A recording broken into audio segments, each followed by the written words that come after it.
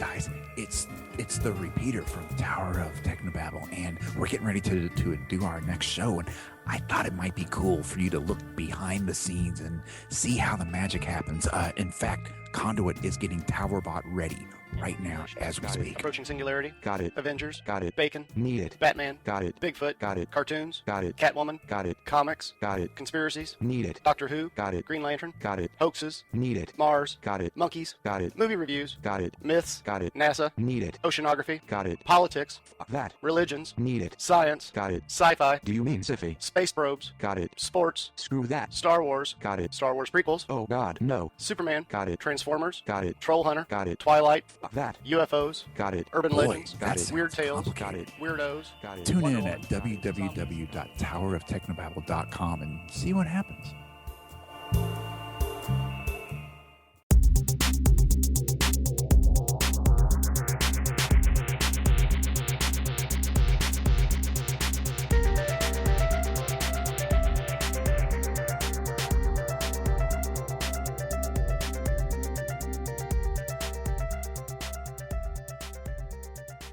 Hi, this is Mark, and you're listening to episode 27 of Nerdology, sponsored by CSO, the Cult Fanzine. And my very special guest today is Mr. Ben Schneider. Hey, Ben. Hello. In honor of Milo Clancy, let me just say howdy. Wow. 'Cause that sounded authentic. That's what all of us here in America say. Yeah, of course. America, apostrophe America. That's how we actually spell it here. So I'm guessing that the reaction I had to watching Milo Clancy is kind of like how you guys had watching Dick Van Dyke and Mary Poppins, right? Yeah. Nah, not quite there. Like Good fingernails try. down a blackboard. Hello, Mark. Thank you for letting me come by. This is amazing. That's quite all right. It's my pleasure. Now, Ben Yes. is one of the presenters of the amazing Tower of Technobabble podcast. Oh, shucks. Would you like to give the guys out there a little taste of what they could expect if they download an episode? If you download an episode, you'll hear about an hour of that crap. It's Tower of Technobabble is basically a make-believe radio show that that I do with two friends, Paul and Dave, and we just get together for an hour every week and talk about whatever is on our mind. And we have a robot who will answer your questions about life, and It basically keeps us off the streets and out of that drug culture that everybody is so worried about these days. So yeah. I think you're underselling it a bit there, Ben. It's a great show. It's very funny. Thank you. And you guys kind of cover quite a wide area of subjects. Even go into a little bit of amateur dramatics as well. Yeah, we've got the theater bug lately. We'll get a fundamentalist Christian comic book and we'll reenact it to hilarious results. I like to think so. Yeah, That's one of my favorite bits, I have to say. Thank you very much. It's toweroftechnobabble.com if you're interested at all. Yes. Come and hear me ramble about Bigfoot. And It's on iTunes as well, so search it out. It's well worth a listen. oh, thank you so much. That's quite all right. My pleasure. Now, the reason we've got you on the show today, we thought we would like to do a show all about Doctor Who recons or reconstructions. Yes. Mark, what are recons and why do they make people so sleepy? Now, recons, for the uninitiated out there, you will kind of probably won't know what the hell this is all about, so we'll try and explain it. Yes. Back in the 60s and 70s, the BBC in their infinite wisdom decided that rather than keep all these classic episodes of Doctor Who in their archive, they thought they should reuse the very expensive videotapes that they're stored on again. So they systematically wiped all of the episodes, pretty much decimating most of Hartnell and Troughton's episodes in the process. So some of those have been recovered. More famously, in the last few months, we've had a couple of Troughton episodes come back. But the only way we could enjoy those stories before they were recovered was to hear them on audio. So way back in the 60s, hardcore fans, because they didn't have video recorders, they would get their audio recorders, their reel-to-reel tape recorders, and plug them into their TVs and record the shows straight off the air. So that's the reason why we still have the audio of these shows now. Can I just say how unbelievable that is? I mean, think about that for a minute. I Yeah. mean, this. I mean, the show had basically just started, and people were already such fans that they were getting their entire families to be quiet. They would put their tape recorder in front of their TV and record this every week. And I remember when I first heard that there were audio that well, I guess that you could actually listen to the audio from all of these missing episodes. I remember thinking to myself, why the hell would they get rid of all the visual pictures but keep the audio? And when I found out that it was because of fans doing this, I got a little lump in my throat. It's awesome. It's awesome. Because there are heroes in life. Yeah. There are. You've got your teachers, you've got your policemen, the loyalty of a fine dog, but there's got to be something to be said about these wonderful people that preserved this history for us. And by the way, I always hear about these people who did it, but I never, I don't know who they are. And so I've got a list of names here. We got guys like David Holman, David Butler, James Russell, Alan Wilson, Richard Landon, and Graham Strong, who apparently was smart enough to directly wire his tape recorder directly into the TV set, so he didn't have to have his family being quiet. But I mean, why is there no statue dedicated to these guys? Cause There should be. Because this is the only way that we have of hearing these amazing stories that don't exist anymore. Maybe, question mark. So, yeah. But thanks to them, every single episode exists in audio format. Now, obviously, they were made as a TV show, so that doesn't always translate as a particularly good listen. So back in the 90s, fans started to create reconstructions by using something called telesnaps, which the guy that took the majority of those was a guy called John Cura. Can you explain what a telesnap is? Because I didn't know what that was when I first heard of it. So way back in the 60s, because video recorders were not really readily available, you'd have actors and directors who would want some kind of visual record of the work that they'd done. So they would hire him to sit in front of a TV and capture photos of the action as it happens. So you've got most of the 60s shows are captured in this fashion by this guy taking photos, and that's what helps to make these reconstructions. Directly off the TV. And it's funny because there are many episodes that don't even have the snaps, because I think that a lot of them came in the third season of Doctor Who, because I think the producer at the time saw it as this unnecessary expense. So to make these slideshow, and basically that's kind of what they look like, is your simplest basic recon is you take the fan-made audio and you basically do a slideshow of these snaps. And did you mention the companies yet that were doing this? Not yet. I mean, all right. The main one that most people tend to refer back to is a company called Loose Cannon. Loose Cannon, yes. Heroes in and of themselves also. Yeah. That's the point. Now, my friend Peter Weber would absolutely kill me if I didn't mention him. He makes his own recons for his own personal viewing pleasure. Really? And he spends hours getting the timing just right for when the slides change. So he decided he wanted to have every single episode of Doctor Who on his DVD shelf, which meant making his own recons. Now you can imagine how excited he was when he found out that there might be one or two episodes coming back. Right.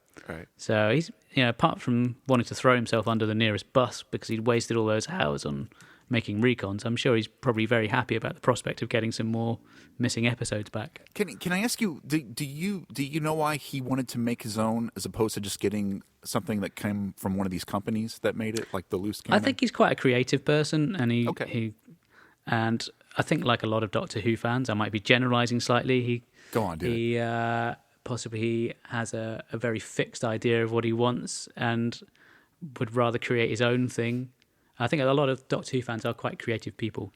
So he wanted to make his own rather than perhaps getting something from someone else. I can applaud that, because it is exactly that type of personality that made everyone in the house shut up for 25 minutes every week so they could put their tape recorder in front of it. That still amazes me. How would that go down in your household, Ben, if you asked your family to shut up while you recorded something? Well, here's the funny thing, and I think this is why this kind of touched me in a special way, is I actually used to do that when I was a kid. Right. Because we didn't have a VCR until I was much older. And I would put my tape recorder in front of the TV, and I would tape things like whenever Star Wars would be on, or a Star Trek here and there. And so when I heard that kids were doing this in the early 60s, just like I was doing in the 80s, that I just felt this weird kind of connection over the years, and I was like, good on you, son. Good going. So. Now, at least you were lucky being in the States, being able to, if you were a Doctor Who fan, you were never more than perhaps a day away from seeing another episode, because they used to have all the classic shows on a loop, really, didn't they? Well, I didn't get them until later because the city that was closest to me, they didn't really buy the episodes. Our public station didn't really buy the episodes from Britain until I think 1989 is when they first started doing them. So whenever they did get them, then every Saturday they would show a complete Tom Baker story, and like Robot would all be in one night, and then the next night would be Ark in Space.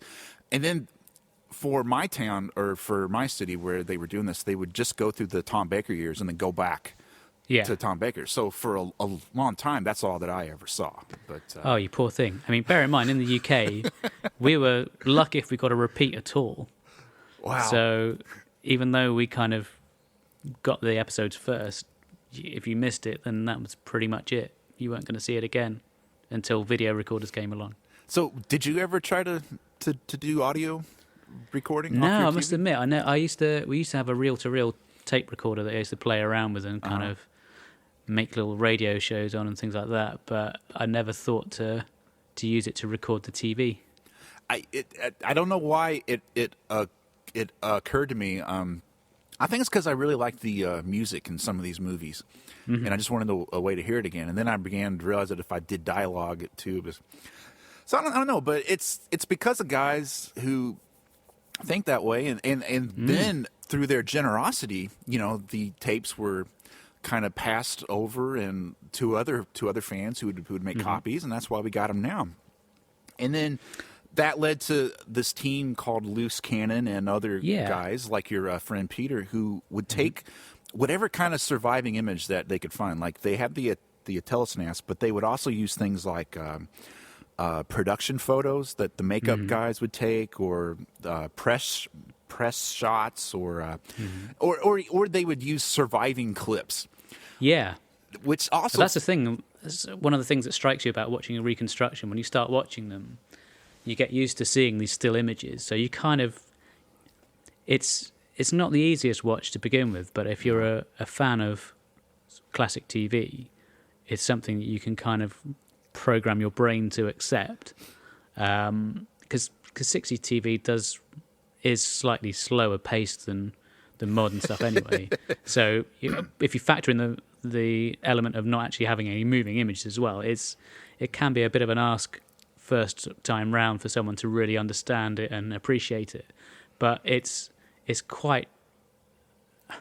What's the best way I can put it? You really got to be a fan to watch this. Yeah, but you get a real thrill as well if you're watching a still image and suddenly it sparks into life, albeit for maybe a few seconds. Now that is something that fascinates me too, because apparently not only were people putting their tape recorders in front of their TV, some people actually had 8mm movie cameras. Yeah, and they would take film clips and they only lasted like a few seconds. But you would suddenly get a few seconds of Patrick Troughton moving in Power of the Daleks, and then it would just stop, and you're like, why did it stop? Just gives you that fleeting glimpse, doesn't it? Oh my gosh. So, but I guess the point I was trying to make was, no offense to your friend Peter, because I've not seen any of his recons. All I've seen are the Loose Cannon stuff, but especially in the stories where no telesnaps survive, stories like the Myth Makers or the Space Pirates, they go to these other. They go to some very clever ways of giving some sort of a visual image. I think that's what sets them apart from the other recon guys. Yeah. There was a company called Joint Venture. I've seen a couple of those. Those were kind of more slideshow driven. Yeah. And Loose Cannon, they've really kind of embraced CGI. And they even make props and things, wouldn't they? Oh, yeah. Like, they will make a prop, and they'll specially film one of them, like, holding it and moving it around. Like, there's a scene in Galaxy 4 where they basically show somebody's arm in a black coat, and he's got a fancy ring on that looks like the first Doctor's ring, and he's using a screwdriver to mess up the air conditioning and the alien ship, which I think is the episode that was brought back, actually. So they don't even need it anymore. But so my favorite thing that they do is, say you have a story like Mission to the Unknown, where there aren't really any photos left, and there aren't any photos even of the actors who were in costume. So they will get the cast list, and they will look at other TV shows that were made around the same time that these same actors starred in. And using Photoshop, they will cut off their heads in one picture. They'll find a picture of someone wearing the appropriate spacesuit, and in Photoshop, they'll put it together, and then they'll make a background image of a jungle or a spaceship set, and they'll cut out the head and the body, put it on top. It's kind of like making paper dolls. Do you guys, was that a thing for you? Okay. Yeah. Where you basically have these layers built up. And so there's these paper doll shots. And a lot of times they're very obvious, but dagnabbit, they really, really try hard, and it looks great, and it gives you a real sense of what's going on. And love it. And, I mean, they'll do things like, I think I'm right in saying for the Myth Makers, they actually got the original plans for the Trojan horse and built a model of it. Yeah, pretty cool. I don't know if they built it or if someone else had built it, but somehow they were able to film a model of the horse, and so they could give it a little bit of movement. And that's the thing. Whenever you're watching these recons, the slightest bit of movement, like a little hand wave or maybe a zoom across a still photo, it gives it a little bit of life. And after sitting there watching still photos, just getting that little bit of life makes it so much more engaging in a weird way, you know? It's like a little boost that kind of carries you on to watch the rest of it. But no, I think they really go above and beyond to create something that is interesting to watch. But we should point out. I was going to say, we should point out they're not for everyone. Like, if you have someone who's not into Doctor Who and make them watch it, they're going to cry. They would want to kill you. Yes. You've really got to be a fan, I think. This is a specialized thing, man. But I think if you're relatively new to the old series and you've become interested in watching the older shows and you see some of the ones that still exist, if you can tolerate the pacing of those stories and you actually enjoy those, you might be interested in recons. Yeah. It's definitely worth a look if you've got interest in it. If you are a completionist, you'll want this, because, you know, we're Doctor Who fans. And Doctor Who fans, completionists? No. We have very visible gaps on our bookshelves. I am looking at my bookshelf now. There are gaps. There's cold air coming through those gaps. I need something to fill it in with, man. So, and Loose Cannon has really kind of helped keep the history going, you know. And by the way, we were talking about heroes. Got a list of the Loose Cannon guys here. So we need to read the list of heroes here. There's Dean Rose, Russ Port, Derek Hanley, Stuart Palmer, Steve England, that's a great name, Chris Petz, Liz Skinner, and Rick Brindle, who was the guy who actually started Loose. He was the founder, wasn't he? Yes, back in December of 97. And his very first recon was Macra Terror, because I think Doctor Who magazine had put out an article, and they had. I think that was pretty much the only one he had the telesnaps for, wasn't it? Yeah.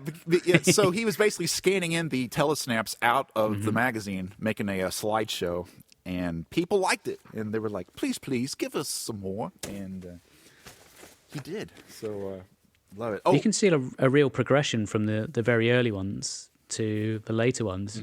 Obviously, as technology advances, they're able to do more and more, even to the point of adding CGI, which works very well in the majority of cases that I've seen. Yeah, they look great in. They use CGI a lot in Dalek stories, because Daleks they're not that. They're kind of static, but they move back and forth. Yeah. So it's easier to animate, but it just that little bit of movement makes so much difference and sucks you in, man. Oh, I love it. Oh, and probably the biggest thing we should point out about loose cannon, you're probably sitting there thinking, I'm interested. How much would it cost for me to get... It costs you nothing. It's made by fans for fans. It's absolutely free. But there is a catch. There is a catch. Yes, yeah. Tell them what it is, Mark. Well, obviously this footage is copyright the BBC, and although they probably wouldn't be that impressed at people breaking their copyright, I think they have a bit of understanding. So they kind of, I don't know if it's set in stone, but they agreed that Loose Cannon could provide copies of their recons as long as they weren't taking money from them, as long as they weren't making a profit. Right. But the caveat is that they have to be recorded onto VHS tape. You cannot get these officially through any kind of digital means through Loose Cannon. So they have a fan network called dubbing sites, and essentially you get a blank videotape, you mail it to this site, you say which one you want, they will copy it onto the videotape and send it back to you, which is really funny when you consider the age of instant download that we all live in, you know. And, do you think we should point out that some people put these up on YouTube? I mean, you can check them out, I think you know. in this day and age, it gets to the point where if you want to see something, it's going to be there on the net somewhere. Yeah. But if you want to support the cause, you know, dust out your VCR. And so, well, anyway, Mark, I wanted to talk to you about the Recons because I am a big fan of the other podcast that you're on, the Blue Box podcast. Oh, that thing, yeah. Yes, the finest in Doctor Who podcasts. And thank you. I love it. Hello, JR. Hello, Lee. Hello, Simon. I thought that you all lived in the exact same house and you would all be here, but I've been told that is not true. Back in the very early days, we did used to convene to my living room and record, which other podcasters that I've spoken to since found that to be incredibly weird. And I thought it was some charming. Sort of crazy idea. It was charming because you were all we there. used to sit here and have a cup of tea and some biscuits and chocolate and stuff. You guys actually put out a couple of little video clips of you guys recording. Oh, yeah. And I was telling JR that I wish they would have taken the camera back to your bookshelves because I wanted to see what sort of toys and decorations that you had on it. Yeah, it's a bit of a nerd palace here. There's lots of Doctor Who related stuff. Really? Well, So, I actually have a little dapple ice warrior sitting here next to me. Wow, he's my podcast bestie, right there. That's hardcore. Yeah, the good old fashioned proper ice warrior who doesn't take off his suit, you know. So, but anyway, the point I was making was I began to notice on the podcast that you were mentioning for about 3 weeks straight. You had mentioned that you had been watching the Daleks Master Plan Recon. Yeah, and it seemed like it probably takes about 3 weeks to watch. To be fair, it's a long story. But the thing I thought was funny was nobody else on the show was sort of asking you about it. Like, oh, how is that going? What do you think of that story? Is it easy to, you know? It's like you would say it, and it would be this passing comment, and I was like, oh, talk about Dalek Master Plan, and they weren't. So I contacted you and saying, so you want to talk about look what happened. Recons? That might be fun. Because I am a huge fan of them. I absolutely love them because 60s Doctor Who is my favorite era. And I just adored the way the stories went. I adore the acting. I love a spaceship on a string. Love it. Give me that every time. And there's plenty of that. And Troughton is probably my favorite Doctor. Hartnell, I love him too. And there's just something about those stories. They're so good. John The Nathan, Daleks' master plan is epic, isn't it? It is in every sense of the word. It is truly an epic story because the ending does not let you down. No, that's true. The ending is unbelievable, and you compare it to other quote unquote Doctor Who epics like Trial of a Time Lord. The ending is so, and then there's like Key to Time series. It's like they put the Key to Time together, nothing happens, it just gets spread back out. But the end of Dalek Master Plan, it is probably the most tense. Episode 12 is probably the most tense episode of Doctor Who that, especially in the 60s. Speaking for arguments can be made for Androzani later, but if we're looking at the black and white era, Episode 12 of Dalek Master Plan is on the edge of your seat, and that's just from the soundtrack. It's pretty bleak as well, isn't it? Unbelievable. So hey, what should we do? Do you want to talk about, like, we were emailing, and you had named 4 of them that you hadn't seen, and so we all watched them.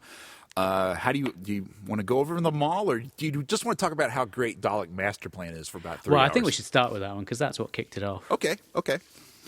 Oh man, how did you first see it?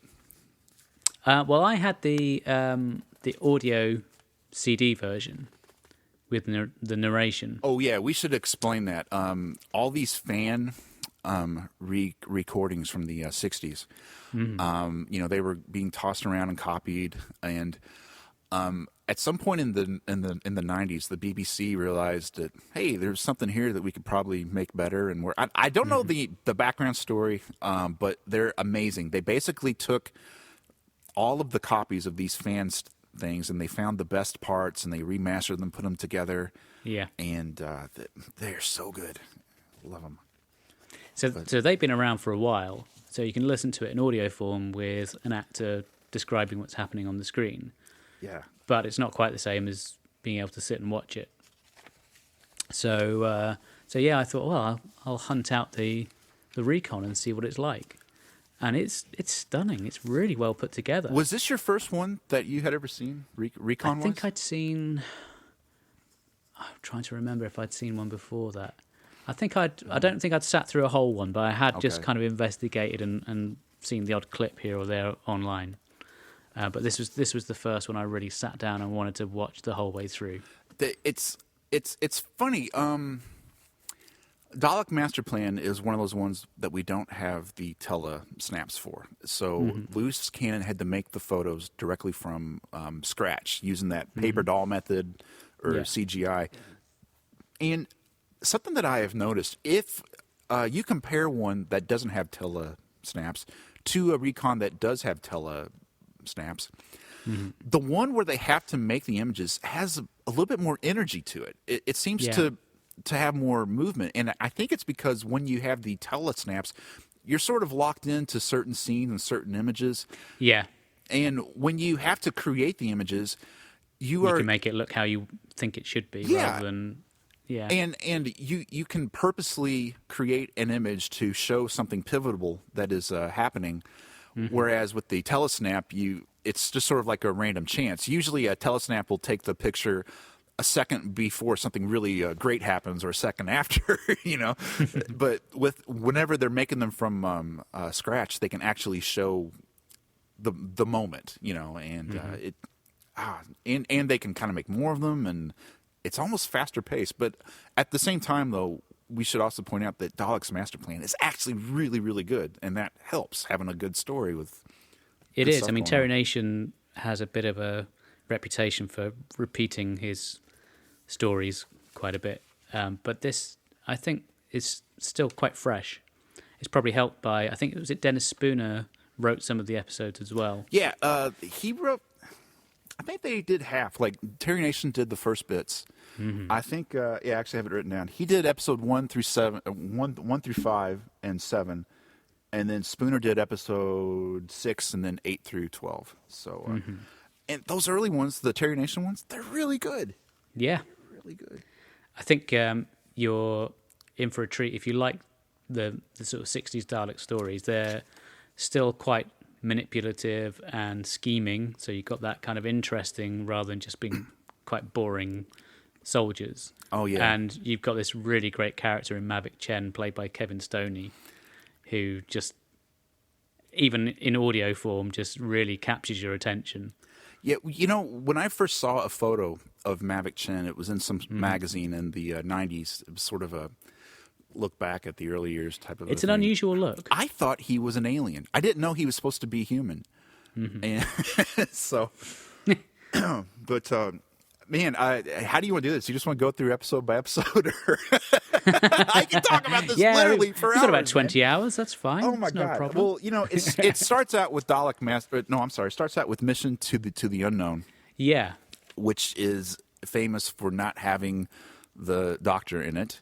And it concerns two space pilots who are shot down, and they're trying to find they hear a rumor that the Daleks are there, and they're trying to send back information that the Daleks are there, and they're making something called a master plan, but again, the really interesting thing to watch it is to keep in mind that there are no images that sort of survive. So there are some press images of the aliens, of the alien delegates. Yeah.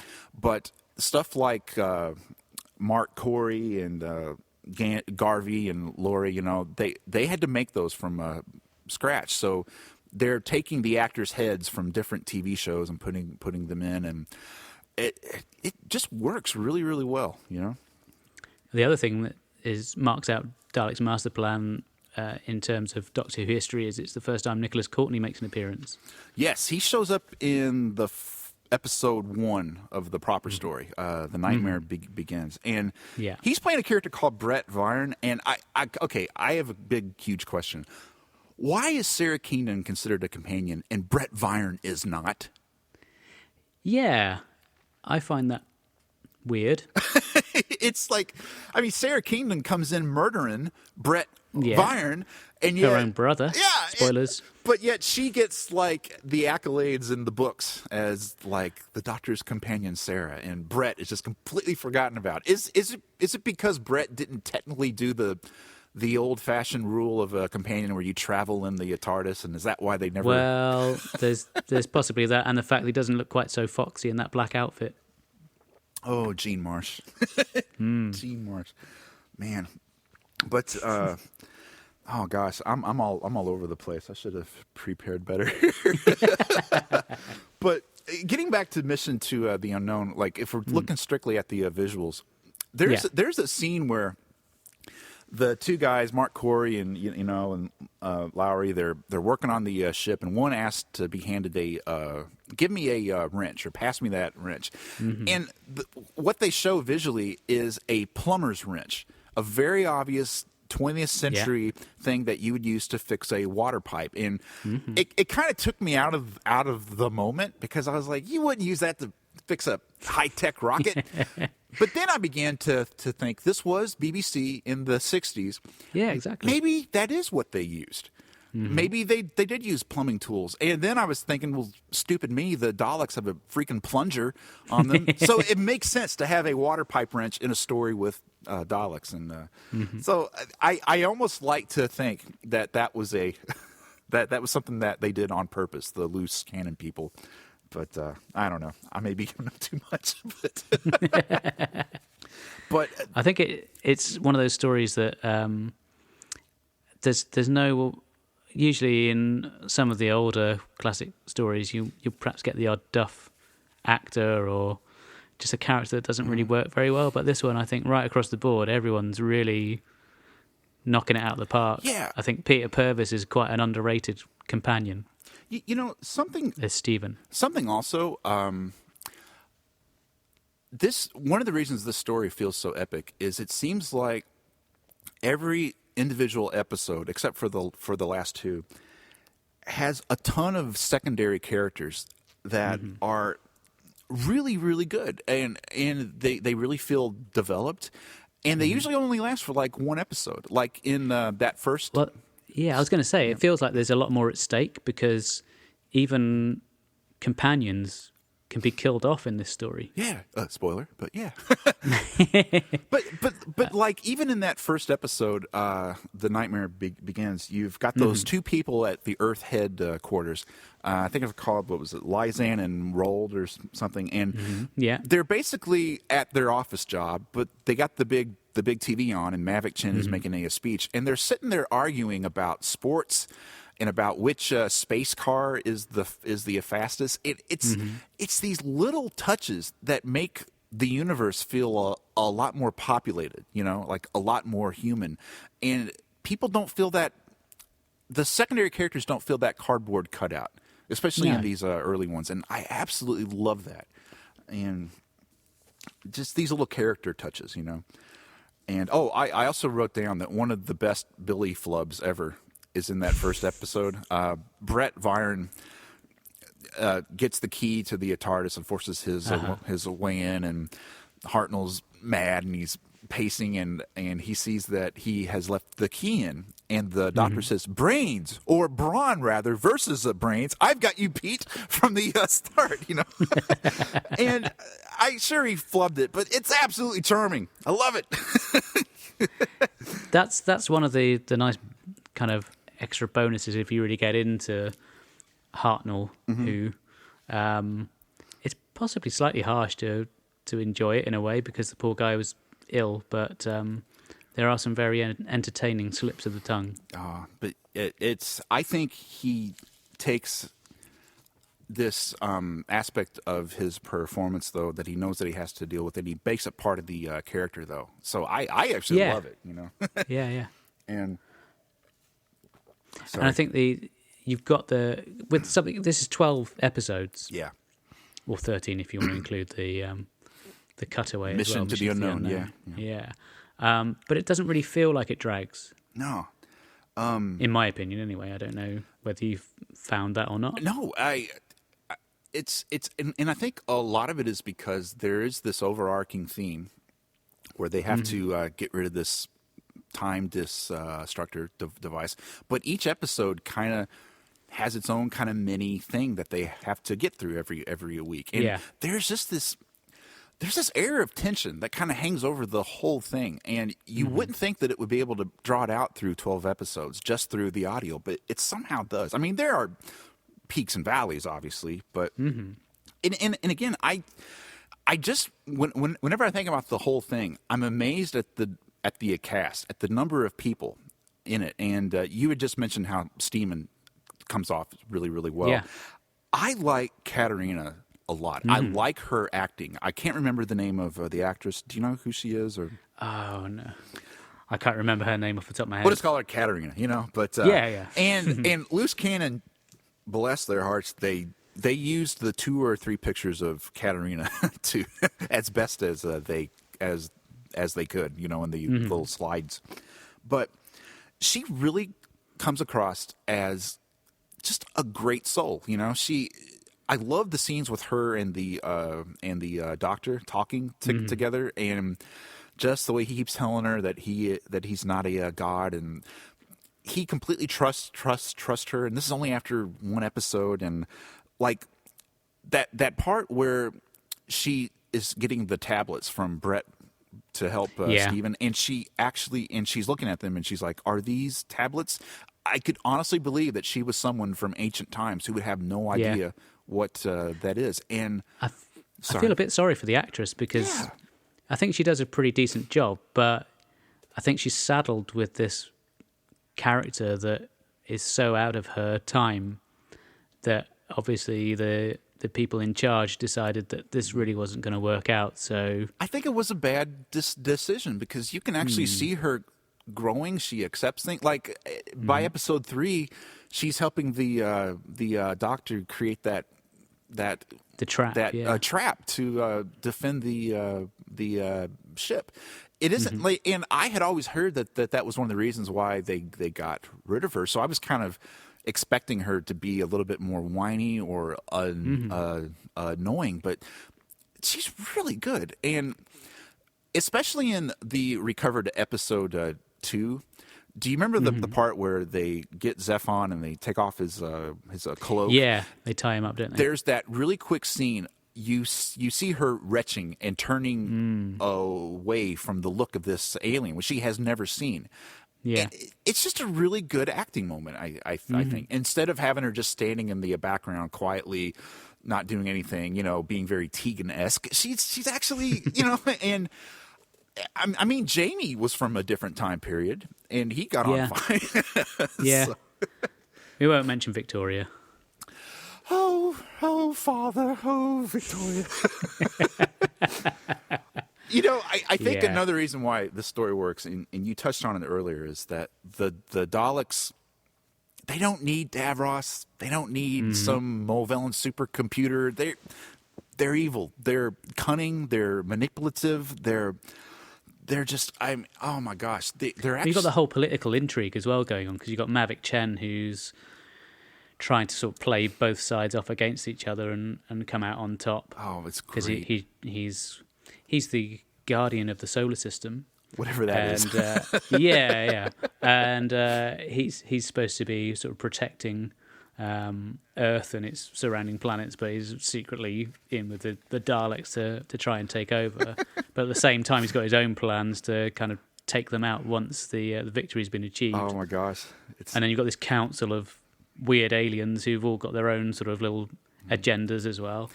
Something about them which you get from looking at the existing episode 2 is the actors who are playing the aliens. They're making them move in weird ways, like that one. There are some interesting choices going on. Yeah, and I was thinking, good on them, because that is a cheap, effective way to make them seem not human. Yeah, I mean, they didn't have an awful lot of money to spend on their costumes, so they had to do something to make them appear a little bit more otherworldly. Oh my gosh. And it's funny because they obviously, if you look at the production photos from Mission to the Unknown, and compare them to the visuals that we can see in episode 2 of Master Plan, they were changing the delegates' costumes. Because the one character, Transis, in Mission to the Unknown, he's got these little leech things hanging off of his face. And so loose canon, they just assumed, well, that's how he looks. So through every episode, they have the actor with these little leech things hanging off of him. But then you see episode 2, and the production team obviously thought, that leech thing isn't working. Let's just take them off. No one's going to remember from last week. They're never going to see it again. Yeah, they're only taping this with sound recorders. They're not going to know that. But there's a precedent for that later, isn't there? 'Cause I don't know if you've seen the Ice Warriors. Yes. You've got the sort of the main costume that kind of changes throughout the story. Yeah. The helmet is different, which I always found weird and funny. But that reminds me. There's this great scene where Carlton, the second in command to Chen, who's a great character in and of his own, they're talking about how they're going to take over from the Daleks, and Carlton says, well, surely Transis will be second in command. And Chen basically says, Transis? They don't even like him. and I was thinking, that's probably because he's got leeches all over his face. And the Daleks don't like him. Oh, gosh. Okay, I'm trying to look through some notes. I swear, people listening at home, I was so excited to do this. I took copious amounts of notes, and I'm just going all over the place. I'm covered in Post-it notes right now. But, something else I liked. The introduction. Okay, we mentioned that after Katerina is dispatched of, they bring in the new girl, Sarah Kingdom, who comes in murdering Brett Vaughn. I love the way they introduce her. You've got Chen and Carlton talking about her, but they never use personal pronouns like he or she. But the way they're discussing her, you're led to believe that she's going to be this big burly man. And then the camera and then she comes in and the sexy saxophone music starts playing. It's very, very reminiscent of Emma Peel from the Avengers. I've never seen that. Oh my goodness! Good stuff. If you like 60s TV, then you've got to check that out. Oh, are they existing episodes? They all exist. They all exist. They all exist. Oh my gosh, that's great. Okay, I'm definitely doing that. I'm writing that down. But yeah, it's a similar type of character. You've got this kind of very attractive young woman in a very form-fitting costume who's quite a proactive character, because a lot of 60s female sort of ancillary characters tended to be screamers who fell over and twisted their ankles a lot. And oh, really? Just generally were there to be captured by an alien and then rescued. Whereas she, frankly, kicks ass. And never breaks an ankle ever when she is kicking said ass, right? Never. No. Oh, my gosh. Oh, okay. I'm kind of going forward here. So we got to episode 5, and you've got the invisible aliens, and it's another great Terry Nation name, the Vizians, because you can't see them. Yeah, he's got a habit of doing this, hasn't he? Absolutely love it. But, okay, the next episode after that, episode 6, is Coronas of the Sun. I don't know what that episode title is referring to. Do you? No. No, Yeah, it's a weird one, but I got to say, this might be my favorite episode out of it. To remind you what happens, it's the one where they take over the Dalek ship, and Steven gets that force field put over him. And yes, yeah. There's so much action in that, in the beginning and in the end, and it's one of those times where I was just begging Philip Morris, please find this episode, because I just know this is going to look good. But to give Loose Cannon a ton of credit, they did such a good job, because they're using the CGI Daleks moving. It's a really good effect. It does work really well. That gosh, okay, one of my and there's this really great part. Like, okay, the Doctor, Sarah, and Steven, they put the mud in the Dalek's eye stick. They get on board the spaceship, and they're trying to take off. So they're like, turn on that switch, check, get the fuel up, got it, and it's taken a really long time. And as they're doing this, the Daleks are outside, and they're furious, and you can just.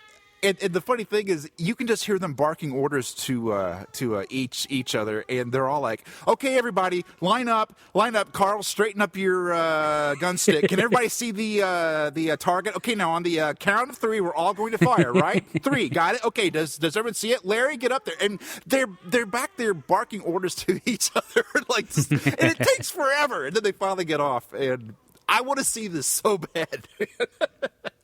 Well, you never know your luck. That it might be amongst some episodes that may have turned up or may not have. Oh, I know. And also, one reason I like this particular episode, hello there, Tom, is it's probably got what I think is one of the best moments of the entire 12 episodes. There's a scene where Chin and the Supreme Dalek are having this argument, because Chin was supposed to get the Tyranium back, but the Doctor took it, and then he got transported to Myra, and so he came back to tell the Daleks that he did that on purpose, because that... Yeah, that's right. And to trap them. And the Dalek Supreme is not buying it, and he's furious, and he says, "You make your incompetence sound like an achievement." And...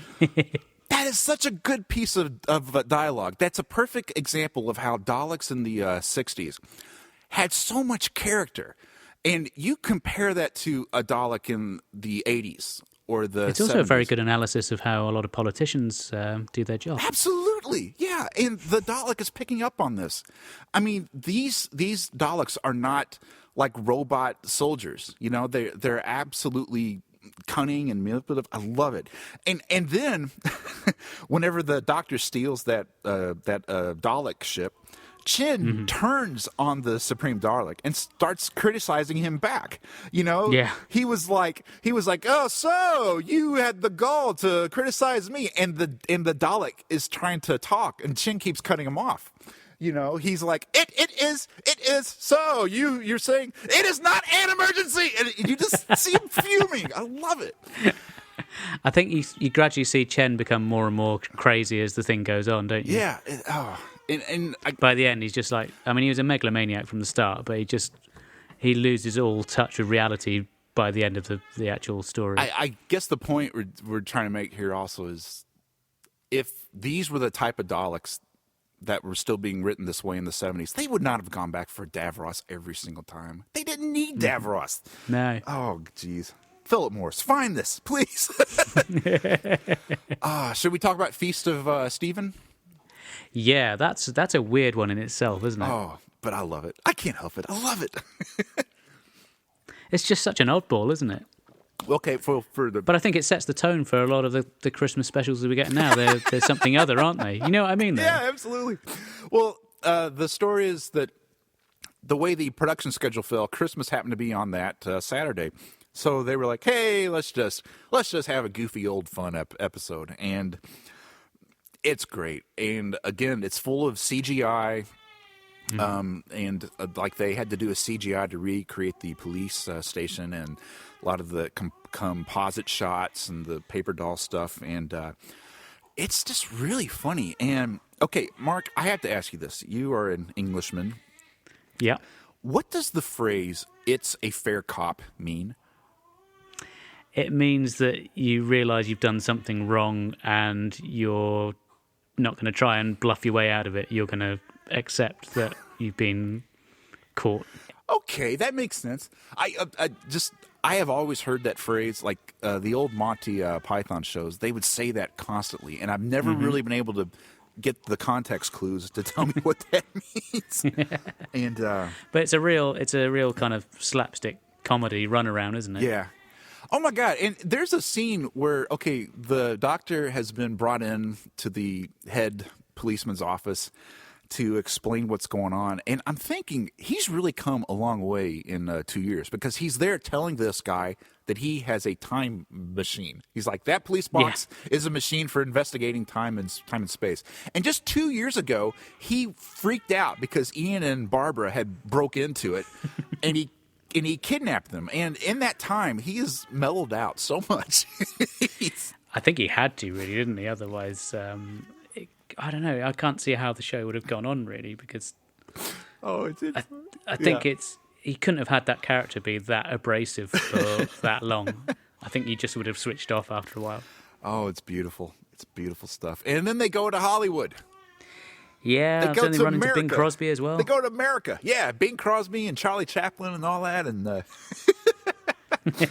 I see, and this is one where there's so much running around and back and forth that the still photos really, I mean, you can definitely tell that you're not getting the whole package here. And this is if you try listening to it on audio, it's even worse. Oh, it's yeah. just But there's a moment where the doctor is mistaken to be an expert in Persian myths or something, because they're filming a Arab love scene, and he's telling the actress that she needs to put some more clothes on because she's sitting there halfway naked. And I was thinking, what if instead of landing in 1920s Hollywood, they had landed in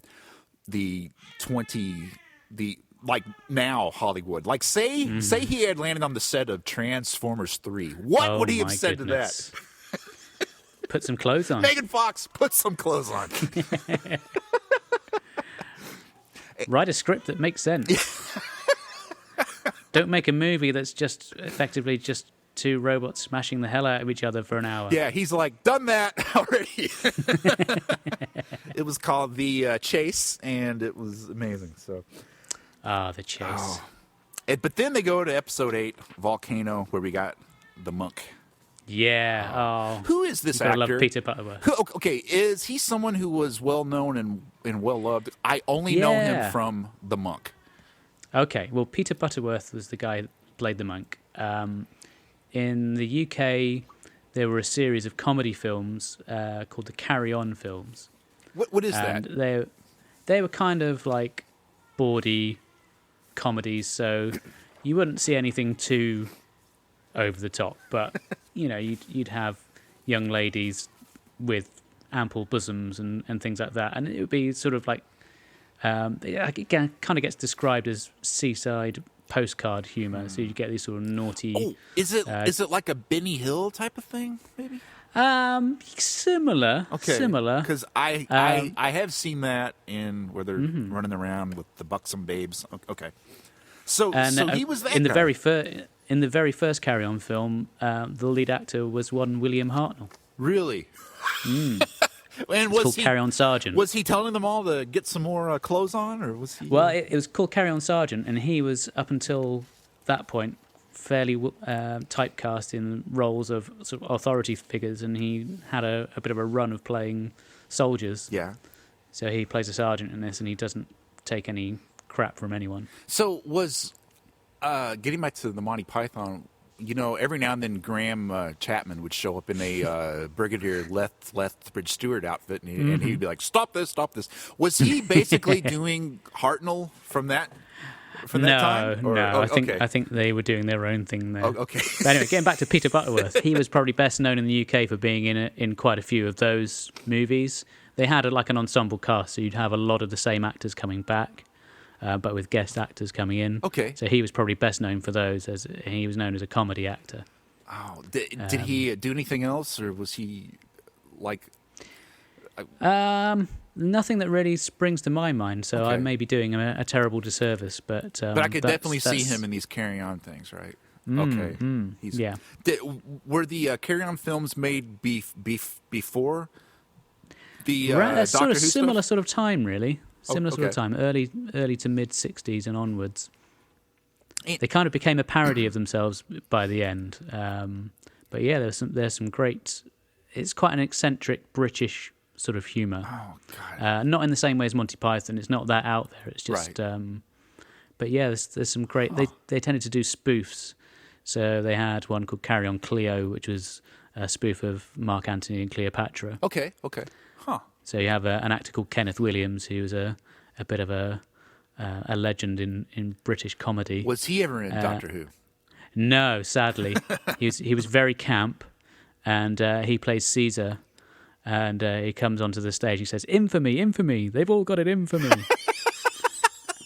And yeah, there's loads of great lines like that. So yeah, I respect that. I respect that stuff. Yeah, no, they're great movies. So, do you think? Okay, I'm guessing they brought back the monk because Dennis Spooner was writing this. And that was his thing. Yeah, and he wrote the Time Meddler.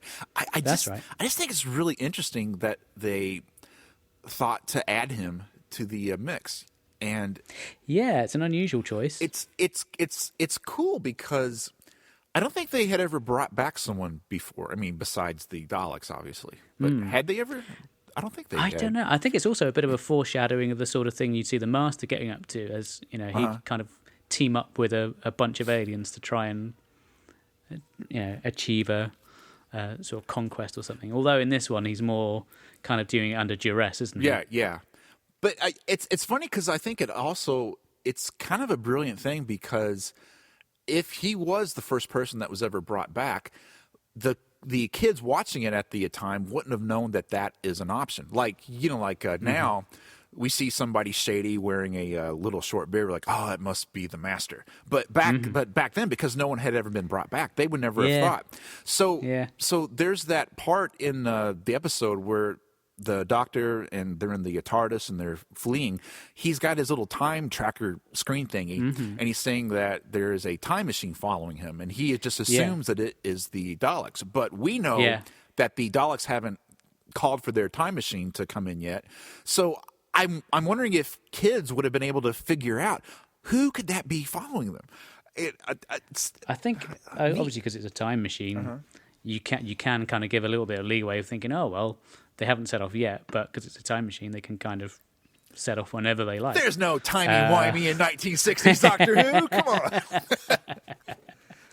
on. But yeah, I guess they kind of sell it as, oh well, it must be the Daleks. Oh, that's great. So yeah, to have him turn up is quite a nice little twist. Oh, absolutely great. And I got to say, I think that the Doctor using his ring to fix the TARDIS, where did that come from? That get out of jail free card if I ever saw one, man. Yeah, that convenient. It's different. I'll give you that. Because Yeah. okay, through the fan recordings and through the existing episodes, I've seen every episode of the Hartnells. He's never used the ring for anything before that, and he's never used it for anything since then. So it really seemed kind of convenient in a weird way. I don't know. Yeah. Where's the sonic screwdriver when you needed it? Oh, geez. And okay, then they eventually end up in Egypt.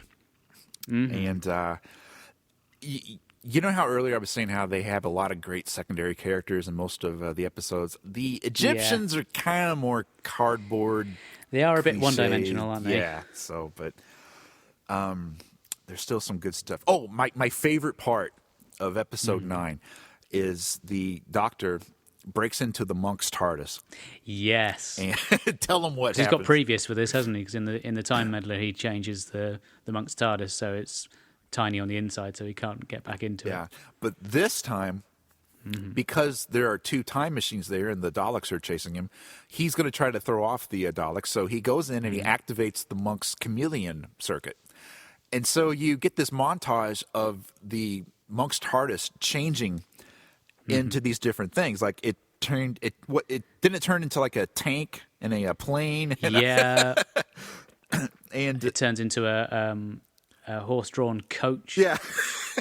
And I watching that scene, I was thinking, the doctor probably could have went to the button and made it turn into a police box instantly. But I'm thinking that because his personal chameleon circuit didn't work, he was just having fun playing with it, Lovely. Oh, It also makes me think of Attack of the Cybermen as well. Colin Baker's Doctor decides to have a go at fixing the chameleon circuit. I think they did it better here, though. I gotta say. I think they did. Yeah, maybe. I don't know, but and okay, I don't understand how the Doctor overpowers the monk in the crypt. The monk is twice his size. He's quite although he's a bit thin and wiry, he's obviously got super strength. Okay, I can buy that. Sure, he has a magic ring. Why can't he have super strength? Exactly. But the monk's character in this is so good. Like I love when he's walking around the pyramids and he's supposed to find the doctor, and he's just doing a muffled doctor. You see, he's not even here. It's just so good. And okay, I did wonder as I was watching the recon, why is he still in monk clothing? Yeah, maybe it's some kind of kink that he has. Maybe, I don't know. Huh. Okay, I could see that. Some kind of fetish. Okay, I can see that. Yeah. If Colin Baker can wear a dumbass patchwork quilt coat, he can wear a monk habit, sure. Yeah, definitely. I like the monk because although he's technically a bad guy, I think you do kind of feel for him a bit, and he is quite a lovable character. He feels like a big kid, basically. Yeah. He's just he's not even. And again, that's something else about this, which makes this story feel so epic, is you don't have these cardboard cutout cliched characters. The monk. I mean, granted, this is a kid show, blah blah whatever, but people are written with such shades of gray and again, Sarah, the companion, kills her brother before she joins them, and it's. Like, I don't think that would fly today. There's a lot of sort of political intrigue and people double-crossing each other. Oh, my God. Oh, there's a great line later on when Chen tries to take over the Galactic Council, and all of the other delegates are going, but we are all equals in this. And Chen's like, some of us are more equal than others. Someone's been reading Animal Farm. Someone named Dennis Spooner. So yes. Oh gosh, but anyway, it gets to the end. I'm breezing through my notes, man. Episode. Okay. I had one question about episode 11. Usually, when a doctor is missing from an episode in these early ones, he had a vacation day or something. The doctor is in the beginning of episode 11, and then he just vanishes. So I'm thinking, do you think he maybe got sick during I don't know, because I know towards the end of his run, he wasn't very well. So I'm not sure what the explanation is for that. Maybe he was just on holiday, but yeah, it's just weird because he's definitely there in the beginning, then he just vanishes. So I don't know if he, broke a hip or what. He just left. But oh my gosh! But anyway, okay. But they pull out all the stops in the final episode. The tension is incredible. Even with no visuals, it's just. Oh my God, the soundscape for this episode. Yeah. Like the noise that they have for the time disc. That is awesome. I want that as a ringtone. Isn't that great? And just the background of like the wind blowing and all that. And there's just something about the way, like, what's his name? Kevin Stoney? Yeah. Okay, his acting when he's just raving. When he goes... He just goes for it, doesn't he? And he confronts the Daleks, and he's raving, and he's like, I am in control, you are not. And the Daleks are not saying anything. They're just standing there staring at him. And I kind of like to hope that if this ever is found... That is what the Daleks are actually doing in the actual visuals. They are just sitting there and staring at him. Because it's so creepy. They are just basically letting Jin rant and rave. And it's just... they're so cool about it, And again, these are not the 1980s robot Daleks that we're going to get later. These are... No. And then whenever the Doctor shows up, and he steals the time destructor. You can tell that the Daleks are really freaked out. They are genuinely scared of what the Doctor is going to do. Like the Doctor tells the Daleks to do something, and the Supreme Dalek is like, "Do as he says." And you can just hear it in the performances. Like you can just hear them twitching and wanting to shoot him so bad. Yeah. Oh, Jesus, great. There's a lot of good CGI work here. Loose Cannon did a really good job on this one. And, you got to talk about it. Sarah's death. What do you think of that? Oh, God, that is just... Oh, it's horrendous, isn't it? I can't imagine. I mean, you see a still shot when because she effectively ages to death. Yeah. And it's really... pretty gruesome. You look at the still shot. I don't know how it would look on, when you actually see the moving image, but it's pretty grim. This is a kid's show, remember? Yeah.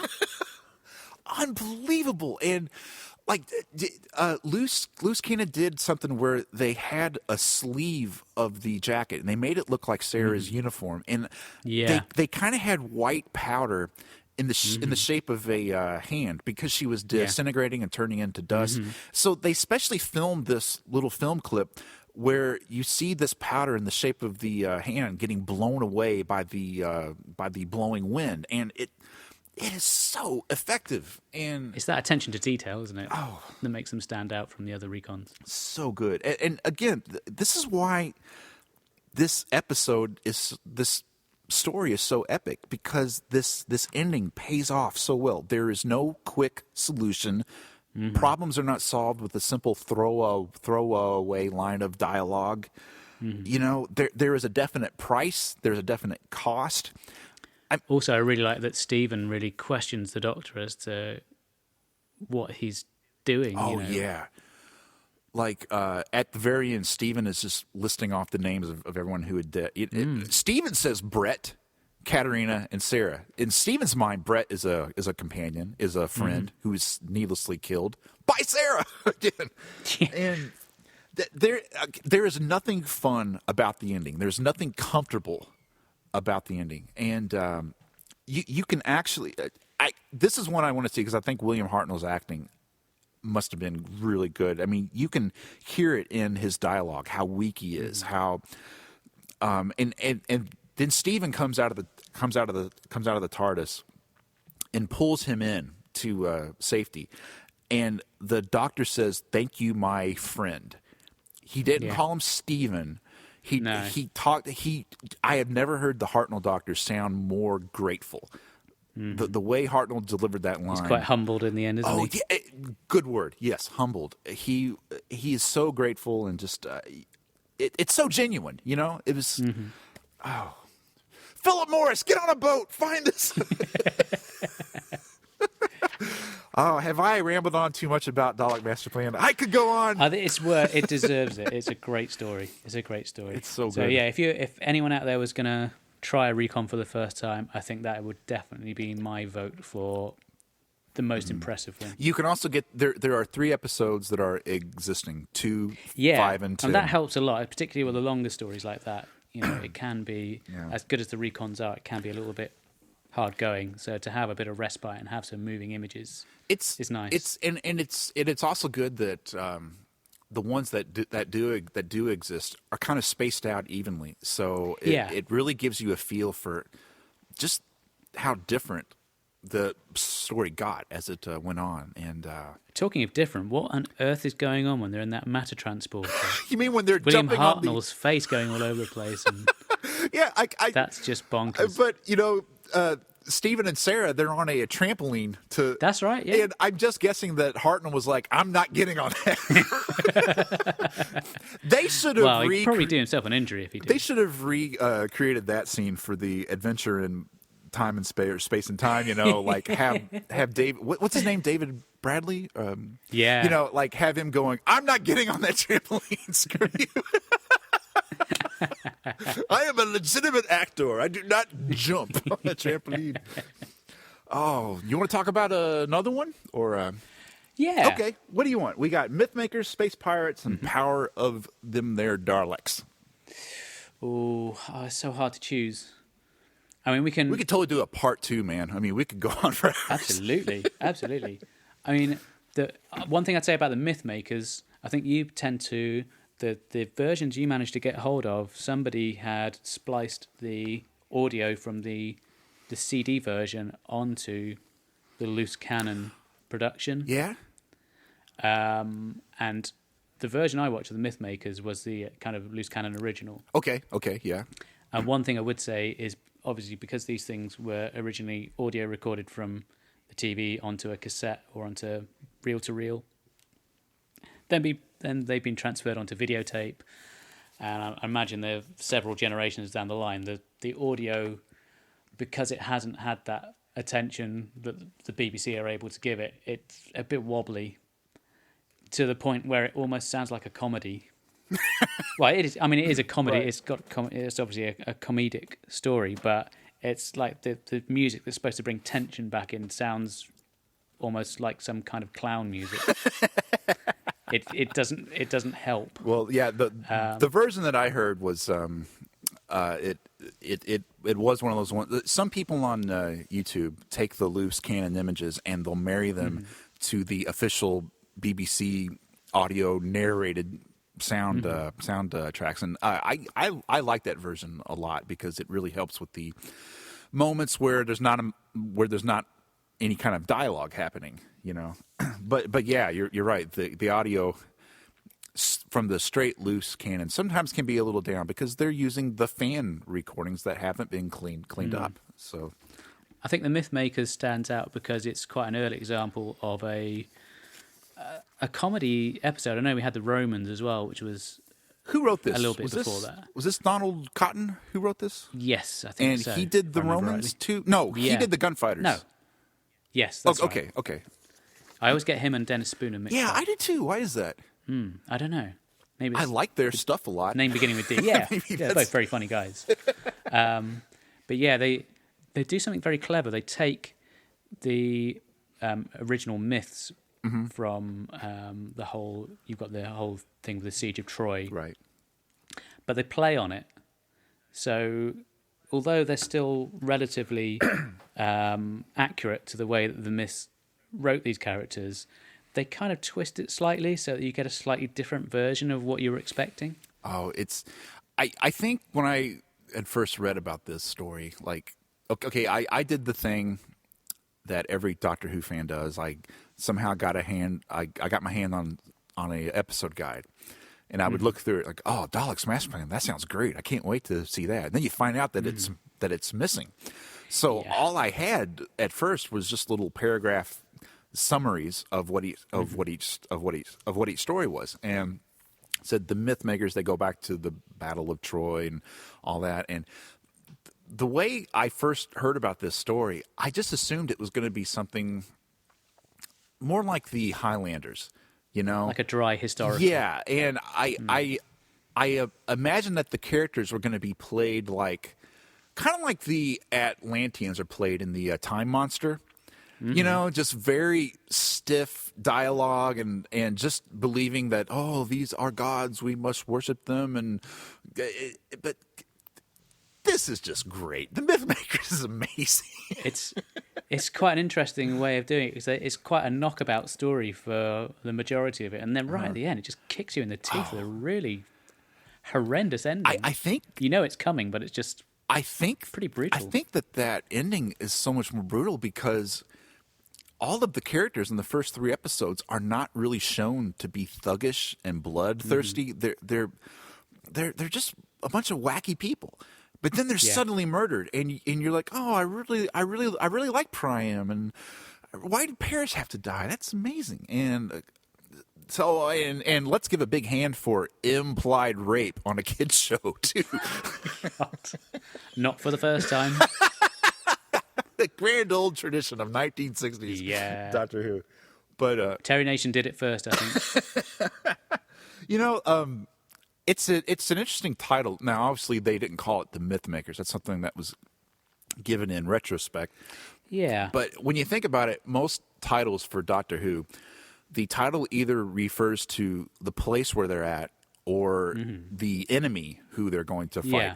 The Mythmakers is actually referring to the Doctor, Stephen, and Vicky. They are the ones who are there, and it's through their actions that these myths get actually created.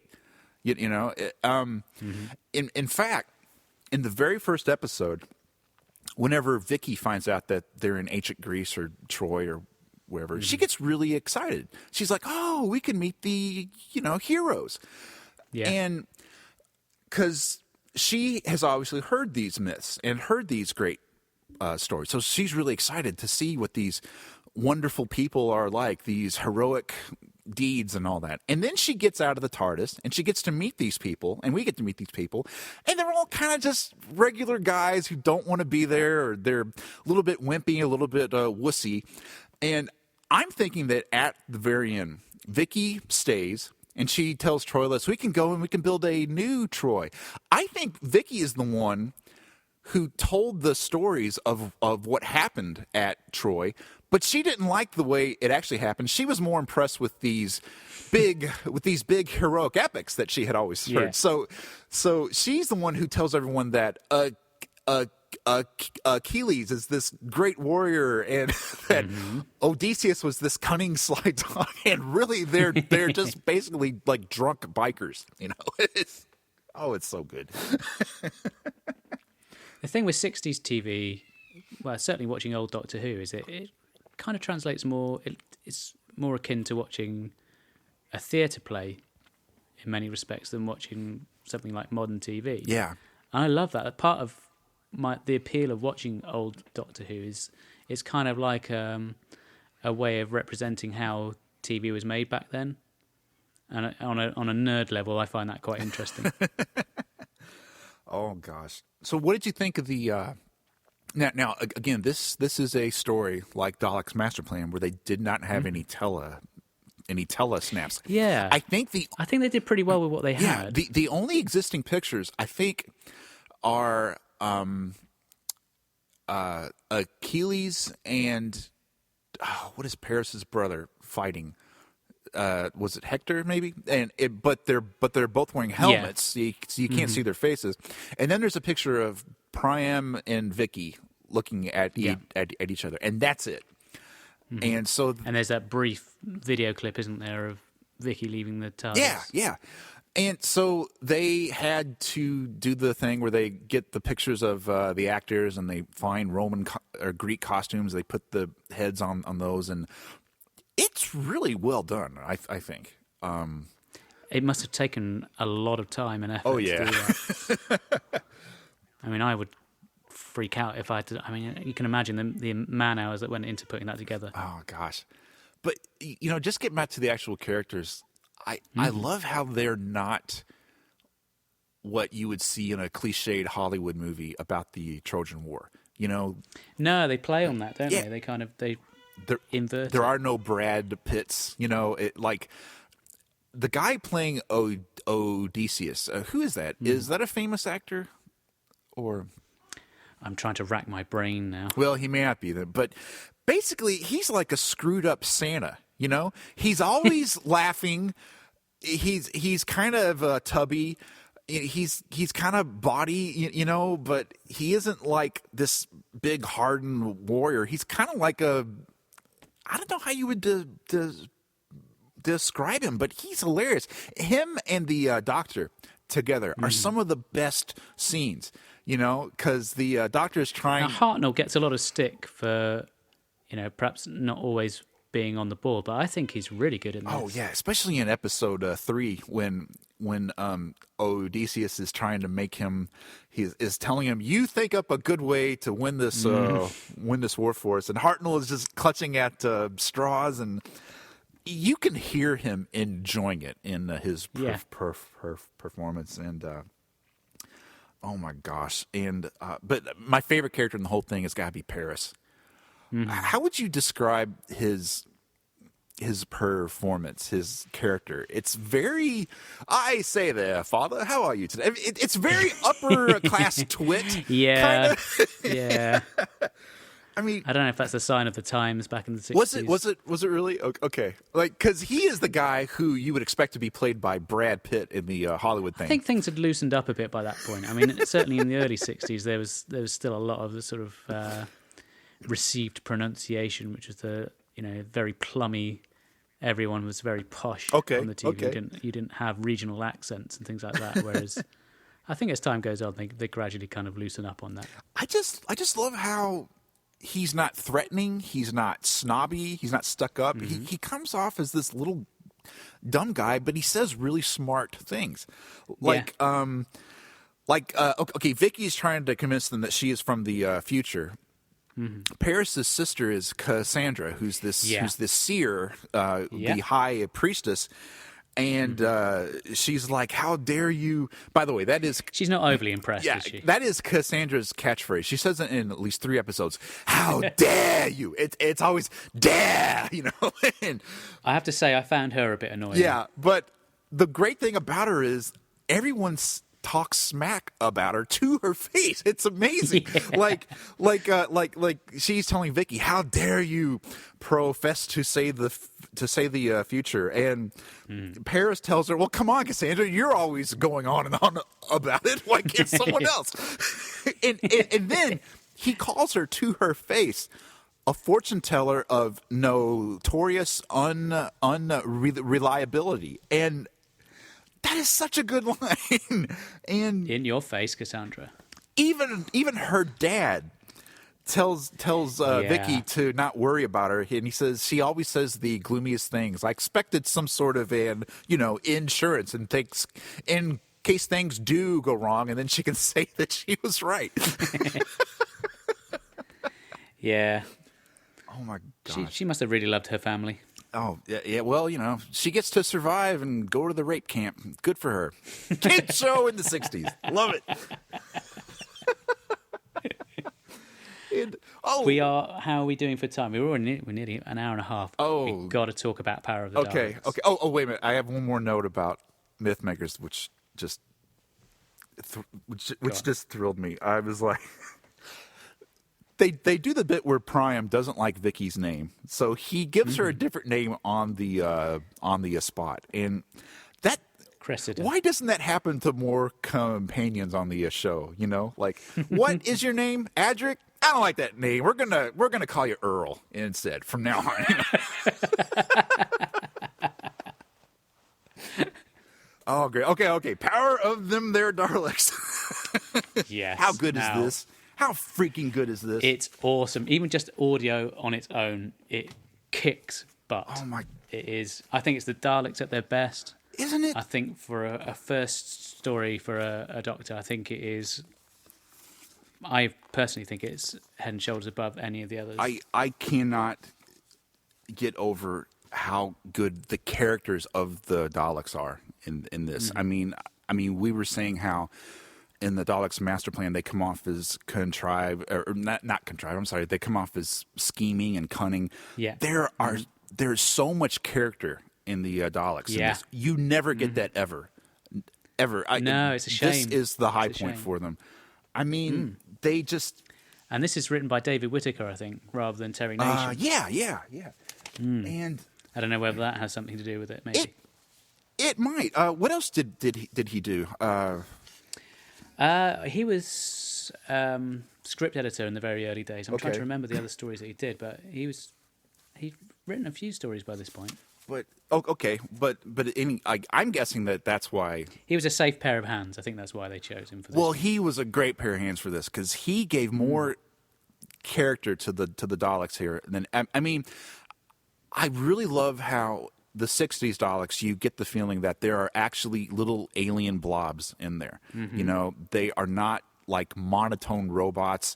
There's so many good lines that the Daleks say in this. It isn't just your typical 1980s exterminate. What does Davros want us to do? Blah blah blah. They don't need Davros. If these Daleks were being written this way in the 80s, they would not have to keep coming back for him. I mean, gosh, I don't even know where to begin.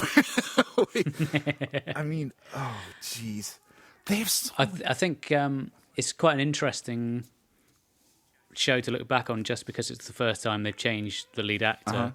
So you got this whole thing. I think it's quite a quick process, really, from him being a bit disoriented from the transformation, and then within not that long, he is the Doctor. Yeah, and the funniest thing I think about this is you can tell that this is the Troughton Doctor. I don't get that impression in the Highlanders, or even in Underwater Menace. It's like the character devolves for some reason in the Highlanders, and it's this kind of scaredy cat character who's lazy. It basically, the way Troughton plays it in the Highlanders is not a character I would easily recognize as the Doctor, opposed to Power of the Daleks, which is perfect. Oh my gosh. I mean, it makes you wonder what was going through his mind when you land this job and you think, what on earth am I going to do with it? You can't try and ape what Hartnell did before, so he's got to come up with something original. And it's like if the Highlanders had came before Power of the Daleks, I would think that okay, obviously he's trying to find the character, he's trying to find his feet. Yeah, it's so weird because in Power he's got it perfectly, and again, we don't have the first episode. Forget 10th Planet episode 4. I just want the first 10 minutes of episode 1. I'm greedy. I want the whole thing. And it's funny because you could tell that whoever was doing the 8mm film clip, they knew that this was a big deal. So there are several little clips of him after he has changed and he's getting up and all that, and it's so teasing. It's such a tease, Mark. Yeah, man. I know. I really like Ben and Polly as well. I think they're, again, rather underrated characters. It's possibly because a lot of their stuff doesn't exist. It's really interesting because they don't choose, or the production team, they didn't really choose to explain what was going on. So it's Ben and Polly who are having to work it out for themselves, And I really like how Ben is pretty much angry at the Doctor because he won't explain what has happened, and it's you can tell how frustrated he is. Whereas Polly is like, I've seen lots of crazy stuff now. I'm just going to go with it, And gosh, I by the way, I really love that moment when Troughton is going through the trunk and he gets that hand mirror, and he looks in the mirror, and for a second, you get Hartnell's face, and then it comes back. And I was thinking, I kind of wish they would have kept doing that throughout the years. Like Pertwee looks in the mirror and he sees Troughton for a second, or Davison looks in the mirror and he sees Tom Baker looking back. That would have been cool. But I think, well, actually, you know what? Now that I say that, Can you imagine in the 2005 episode Rose that scene where Eccleston is looking in the mirror? If it had shown McGann looking back, that would have ruined Stephen Moffat's whole John. Continuity would have gone completely out the window. John Hurt thing would have been out the window. But there's some lovely moments in this story. I like. He finds the what do they describe him as? Is it the inspector or something? The Earth Examiner.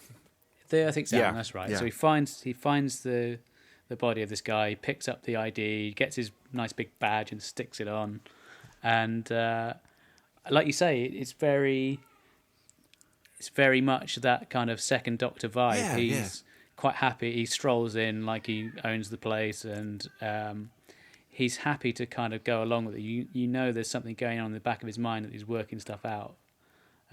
But yeah, I mean, I love Troughton. Mm-hmm. I think he's mesmerizing whenever you see him on the screen. You know, I was going to say this earlier. Loose Cannon, they do such a good job at showing you what's going on. Mm-hmm.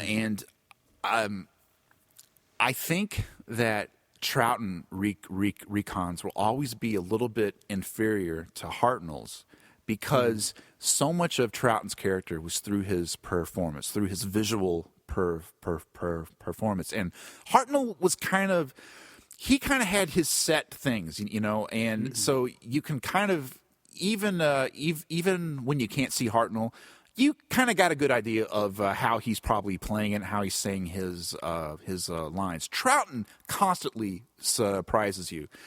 And just like when we got back Enemy of the World and Web of Fear, the best parts of it was seeing how Troughton was saying these lines that we had been hearing over these years. So I think that the recons for Troughton stories are always going to be a little bit less because we don't know what kind of brilliant things he's actually doing there. Yeah, no, I totally agree. I think have you seen the most recent recovered episode of The Underwater Menace? I did actually, yeah. Yeah, that's got some great little moments there. And again, it was something where I had been hearing the soundtrack. I'd seen the recon for it, and it was like watching something completely different. I had no idea he was doing these little movements with his hands, his facial expressions. So good. He does that little thing where he knocks his head and makes that sort of hollow noise to try and make out that Zaroff is completely nuts. It's brilliant. Just little moments like that. Oh my gosh! And that's what it's all about. I'm sure that if we could see the scene just in the beginning when he's fumbling through the trunk, I'm sure there would have been just great little things like there's that Super 8 clip where he's looking in the mirror and it cuts back to him and you see him kind of stretching his face. I just picture him acting like a toddler who's learning how to walk or something. Oh my gosh. Find this, Philip Morris. Poor guy, give him a break. Oh my gosh. But this is one of those ones where I didn't, something about the story I didn't understand why they had to have rebels. What was Governor Hensel doing that was so bad that inspired a rebellion movement? You know? Yeah. I mean, it didn't look like people were living in huts. It didn't seem like there was strife and poverty. It didn't seem like Hensel was ordering guards to shoot people for no reason. What was the big deal? You know? Well, certainly in the 60s and definitely in the 70s, there was a lot of strike action in the UK. So, okay. Maybe they were just reflecting the times. I don't know.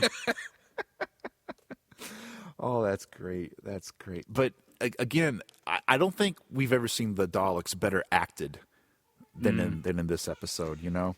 Well, so much so that they borrowed from it heavily for Matt Smith's first Dalek story. Oh, yeah. Have you finished your liquid? Just, and that great line. Why do human beings kill human beings?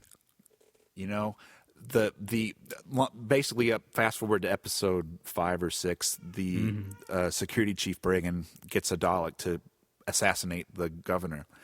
And the Dalek just flatly asks him, why do human beings kill human beings? And if this had been a Dalek from the 70s or the 80s, he would have been a robot and monotone, but there's so much going on in There's real this character Dalek's there, isn't head. Yeah, there's so many good lines. Like there's that scene later on where the Daleks are laying cables to create a static circuit, and one of the scientists asks them, "Why do you need to make your own static circuit? Can't you just keep using the colony's power?" And the Dalek says, "With static power, the Daleks will be twice as useful."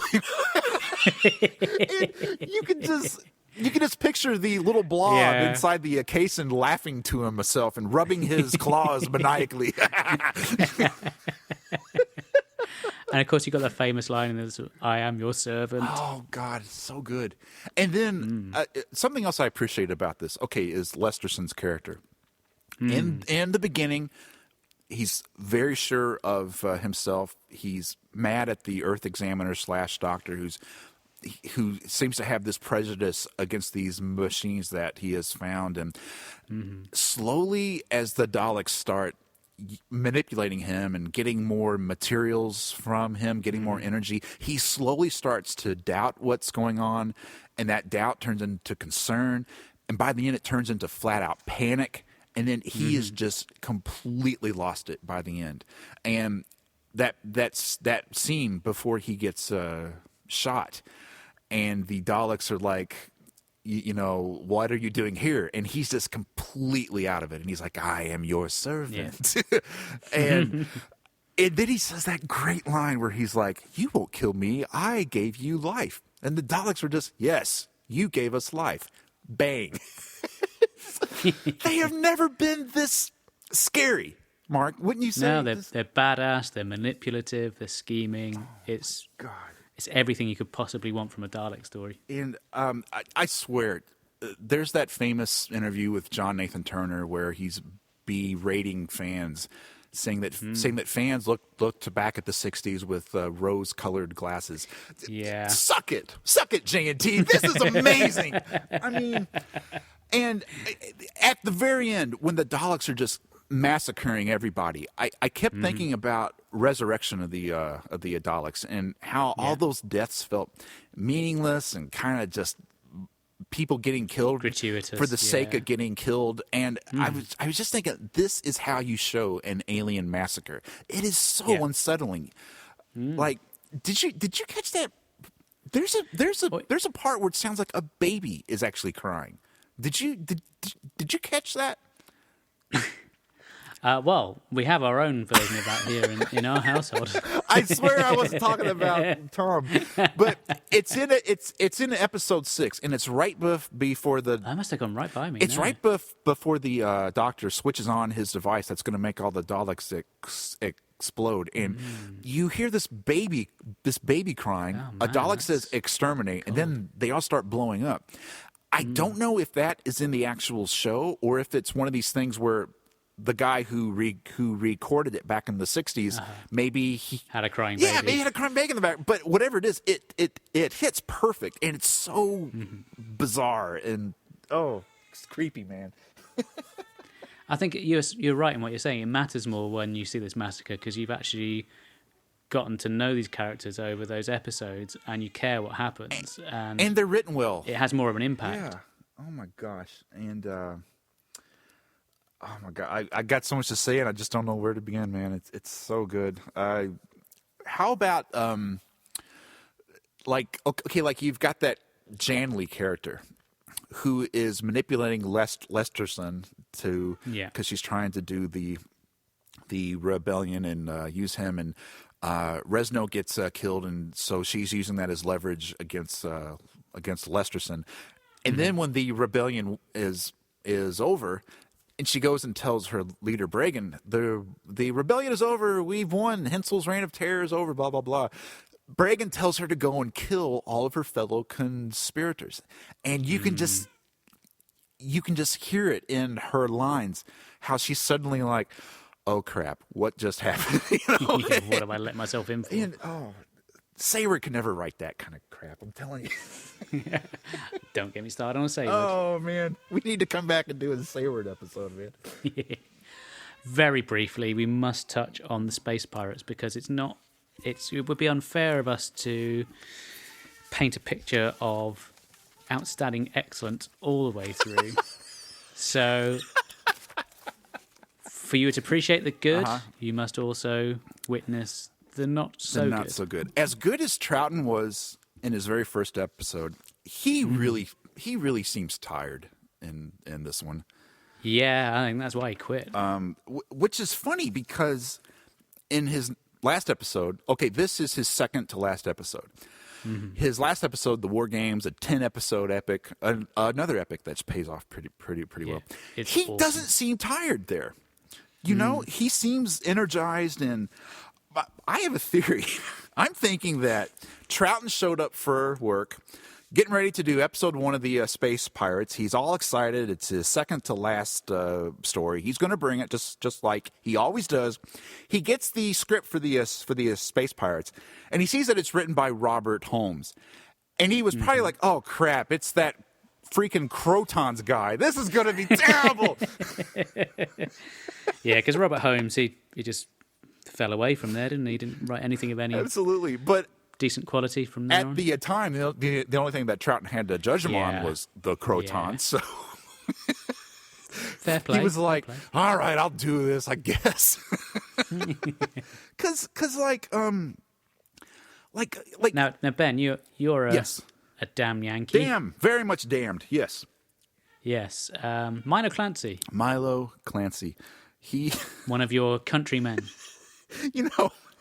Him and that Captain Hopper from Tomb of the Cybermen. I've got little effigies. Why doesn't Character Options make a Milo Clancy and Captain Hopper for me to put on my shelf? It's only a matter of time. Oh, it's yeah, it must be. But you know,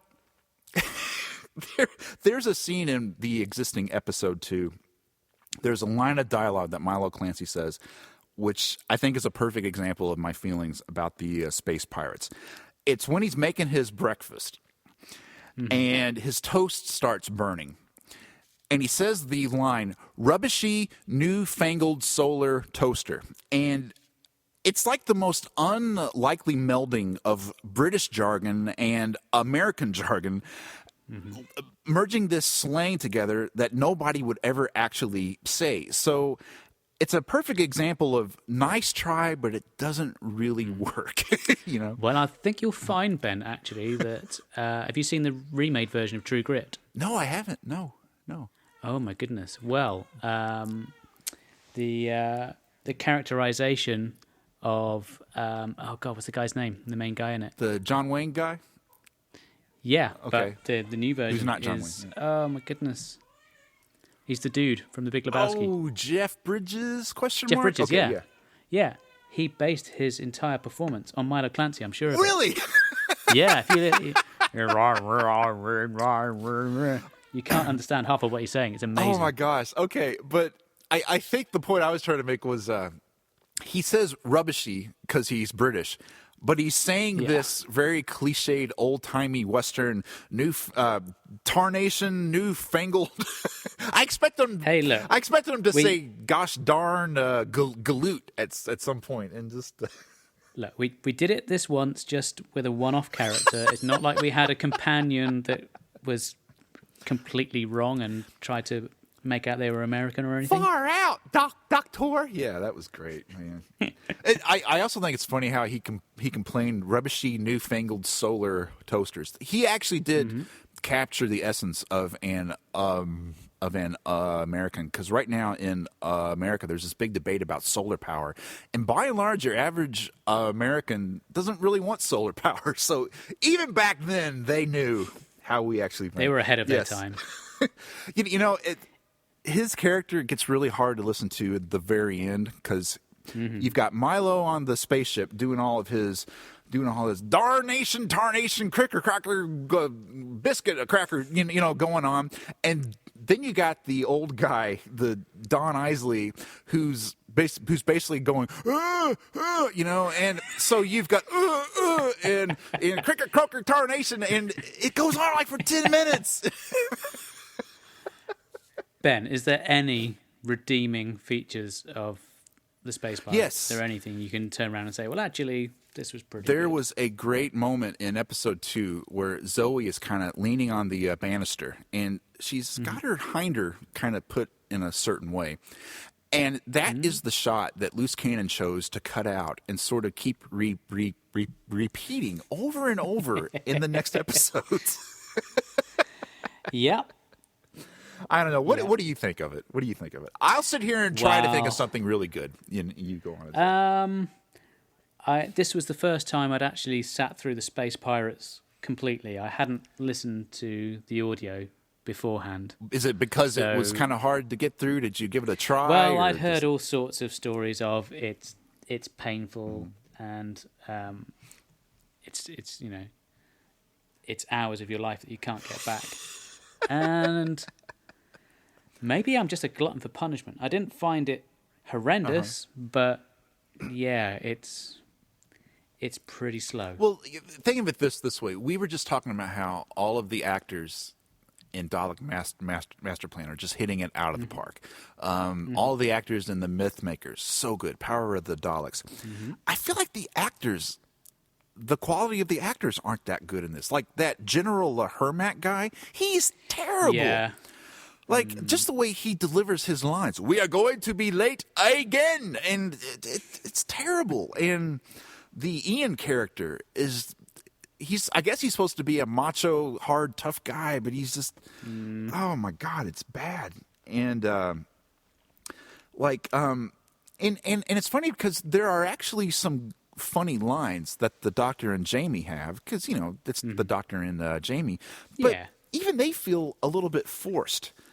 Like there's that scene where they fall down to the pit, and the Doctor's trying to open up the audio lock, and Jamie is questioning if he landed on his head or on his the other end, and it just feels a little bit like. For one thing, this is the second to last episode. By this point, Jamie should have a lot more confidence in the Doctor, but he's acting like the Doctor is someone who constantly fails.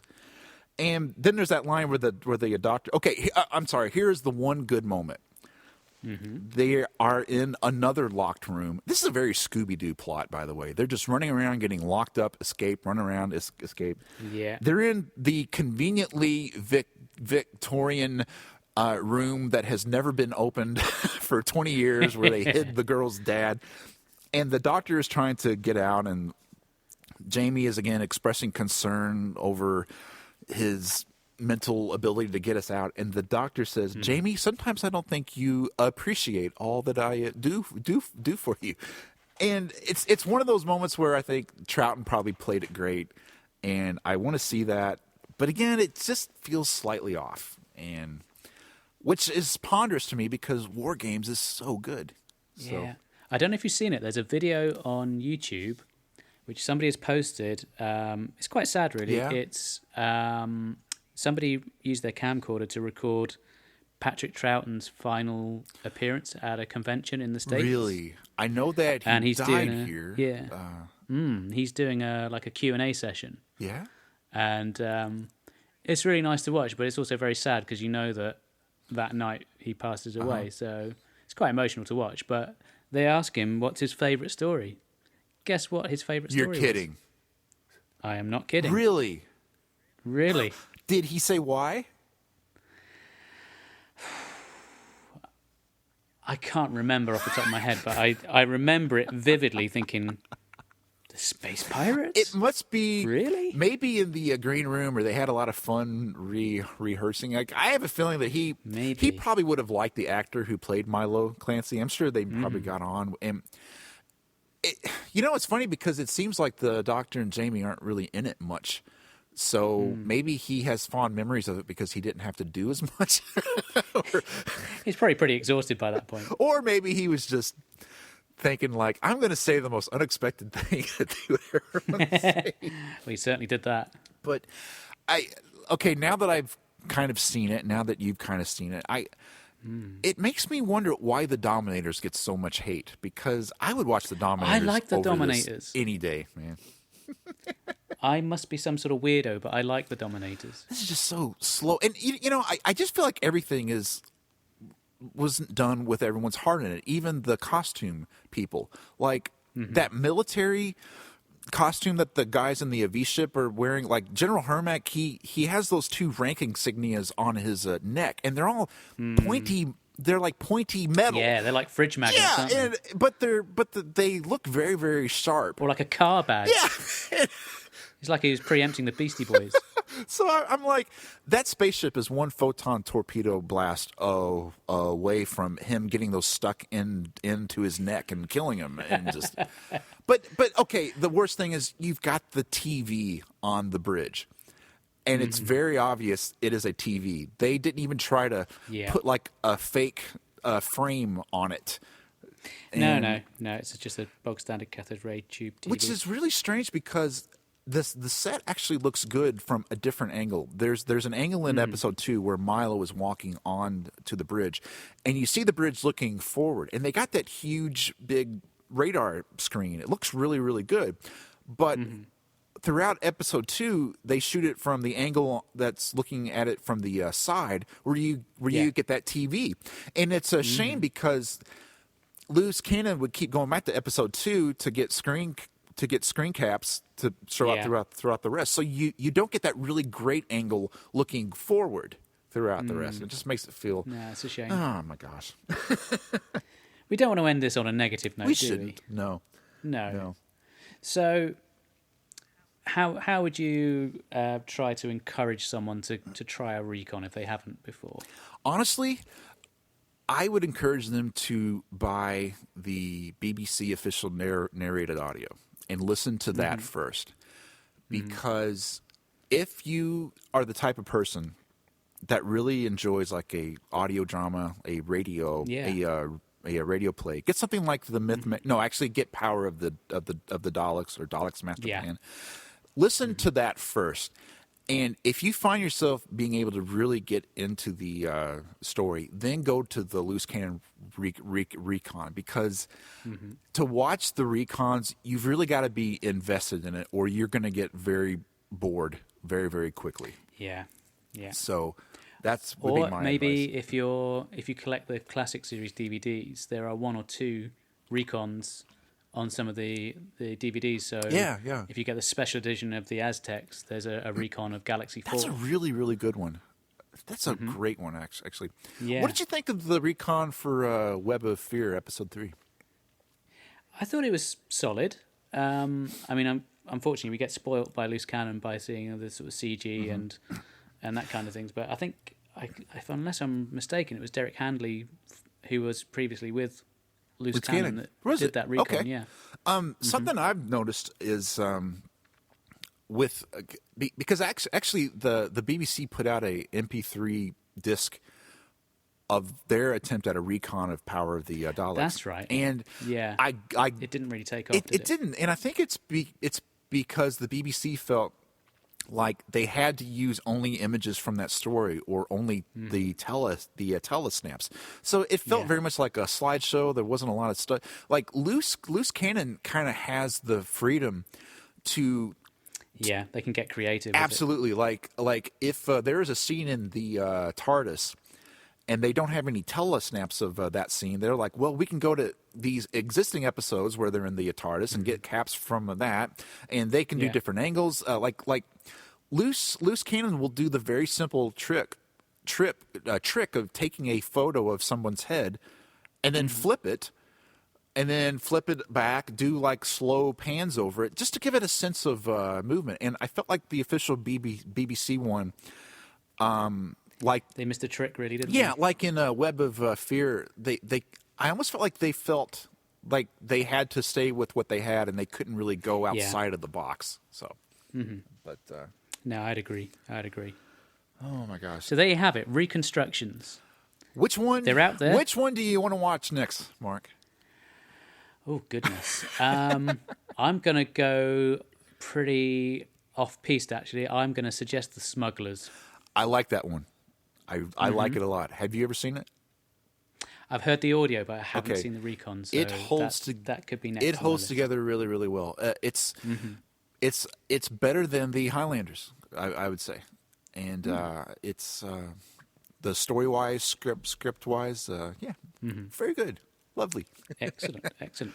Now, Ben, Yes. I'm going to put you on the spot now. Please do. Yes. We do this to all our guests that come on the show. I'm going to ask you for some recommendations for our listeners. Now, it doesn't have to necessarily be Doctor Who related. Really? But is there something that you have enjoyed recently that you'd like to recommend? Oh, wow. Okay. Yes, you are putting me on the spot. I'll tell you what. I'll tell the listeners what I've been enjoying. Please and do. while I'm Okay. doing that, you can have a little think. All right. Thank you. Okay. In case you haven't noticed, there's a bit of a background sound going on that you won't have heard before, because between the last episode and this one, I've become a dad. Yay! So, all right. All right. So yeah, you may hear the occasional little cry here or there. And I'm just guessing that you named him Patrick Troughton Cochrane, right?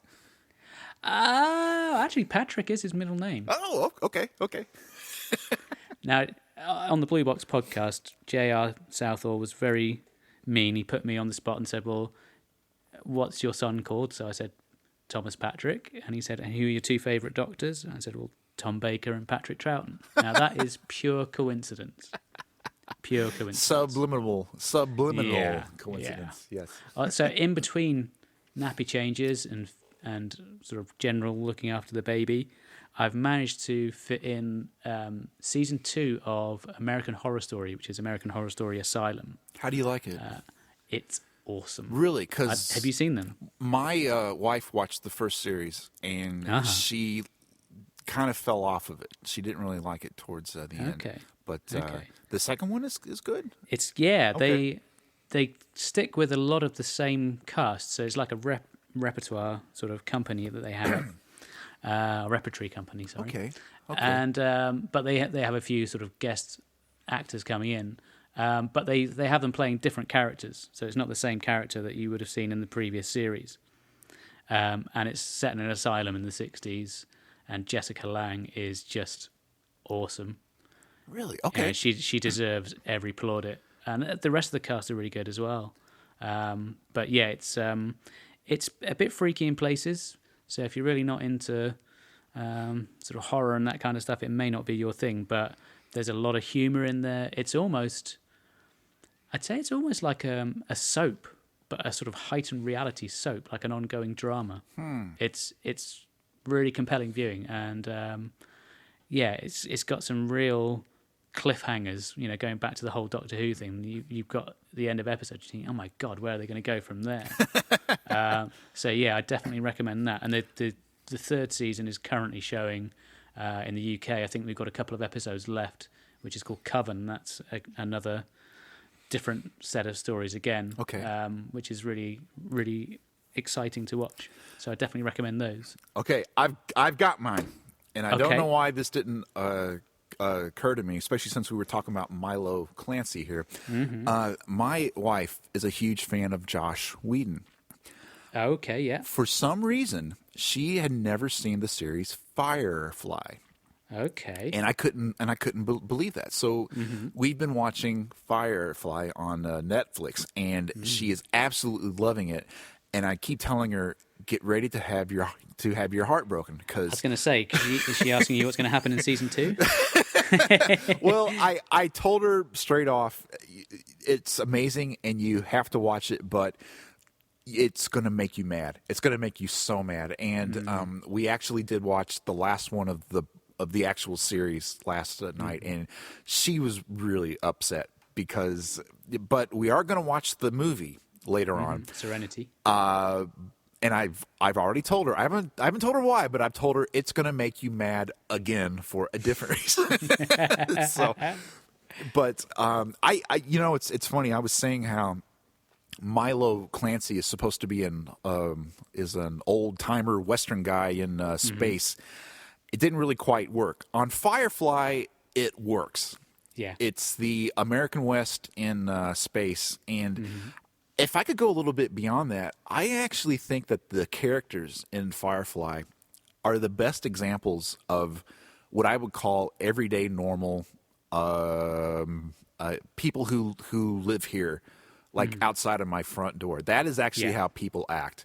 And it's funny that it is in a science fiction show set in the in the future, but I have never seen that on American sitcoms. I rarely see it on regular dramas. These are actually people that I recognize and I actually know. So that's why I like it a lot. Yeah. I was expecting you to come out with the $10 million Bigfoot bounty. You know, my friend Dave, who's on the Tower of Technobabble, we'll get together every week and we'll watch stuff to get ideas for the podcast. He's put his foot down. He refuses to watch. He's put his big foot down. Oh, thank you. You can tell I'm getting tired here. Wow, that's great. No, he refuses to watch anymore. He just threw up his hands and was like, I am done. No more. I'm sick of this Bigfoot crap, and just literally. Now here in the UK, crap. we don't have this show, or not that I'm aware of. Maybe it's on Sky or cable or something. I've seen a few clips, and it's interesting TV. I guess yes. Do you want to sell the premise very quickly? Basically, right now in the Americas, the concept of Bigfoot is the big money-making thing on cable for some reason. Back in the 90s, it was UFOs. They were all the craze. Back in the aughts, it was the ghost shows, where cable would have these ghost hunting shows just everywhere. Today, it's the Bigfoot shows. And their great idea was they were going to get 9 teams together, and in 9 weeks, they were going to find Bigfoot. And whoever can find Bigfoot at the end of this 9 weeks will win $10 million. And the teams that they have assembled are so desperate to find anything, to find any kind of evidence. They are literally bringing in, what can I say? What's a good word that I can say here? Fecal matter? They are literally bringing in fecal matter that they find in the forest as evidence. This is Bigfoot fecal matter. Give me my money. And they're literally bringing in fecal matter. The show should be called Finding Fecal Matter because they're not finding Bigfoot. And how many weeks is this scheduled to go on for? About 9 or 10. So, because there's 9 or 10 teams, and everyone gets like one team gets kicked off. Whoever has the worst evidence gets kicked off. So if you don't find Bigfoot, you get kicked off. Exactly. Or I evidence. can see a problem here somewhere. And my favorite part of the show is at their base camp. They have a giant 9-foot tall cage with a chain and this old timey pad lock on it, because that is where they're going to put the beast at the very end. It's going to be amazing. So, what do you in England think of us here in America when you see things like that? I gotta know. Well, I think we're all kind of grown up enough to know that you're not all complete and utter loonies. We have our fair share of those over here. We call them eccentrics. See, you have a nice word. You can call people eccentrics. Here we call them insane rednecks that just covered in fecal matter. What can you do? I'm telling you. Ben, it's been such a pleasure having you on the show. Mark, thank you so much. I had a ball. If you ever want to get together again and just talk about that, I could talk for hours, as you probably know. Thank you so much. I would love to do that. We'll do that sometime. America loves Nerdology. You heard it here first. Hooray!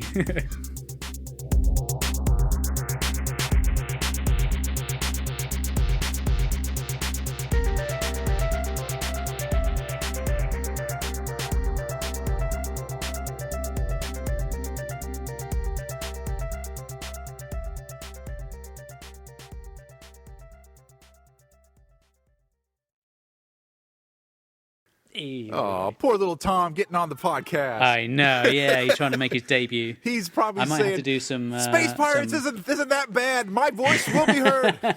No, I think it's the mention of the Space Pirates that just tipped him over the edge.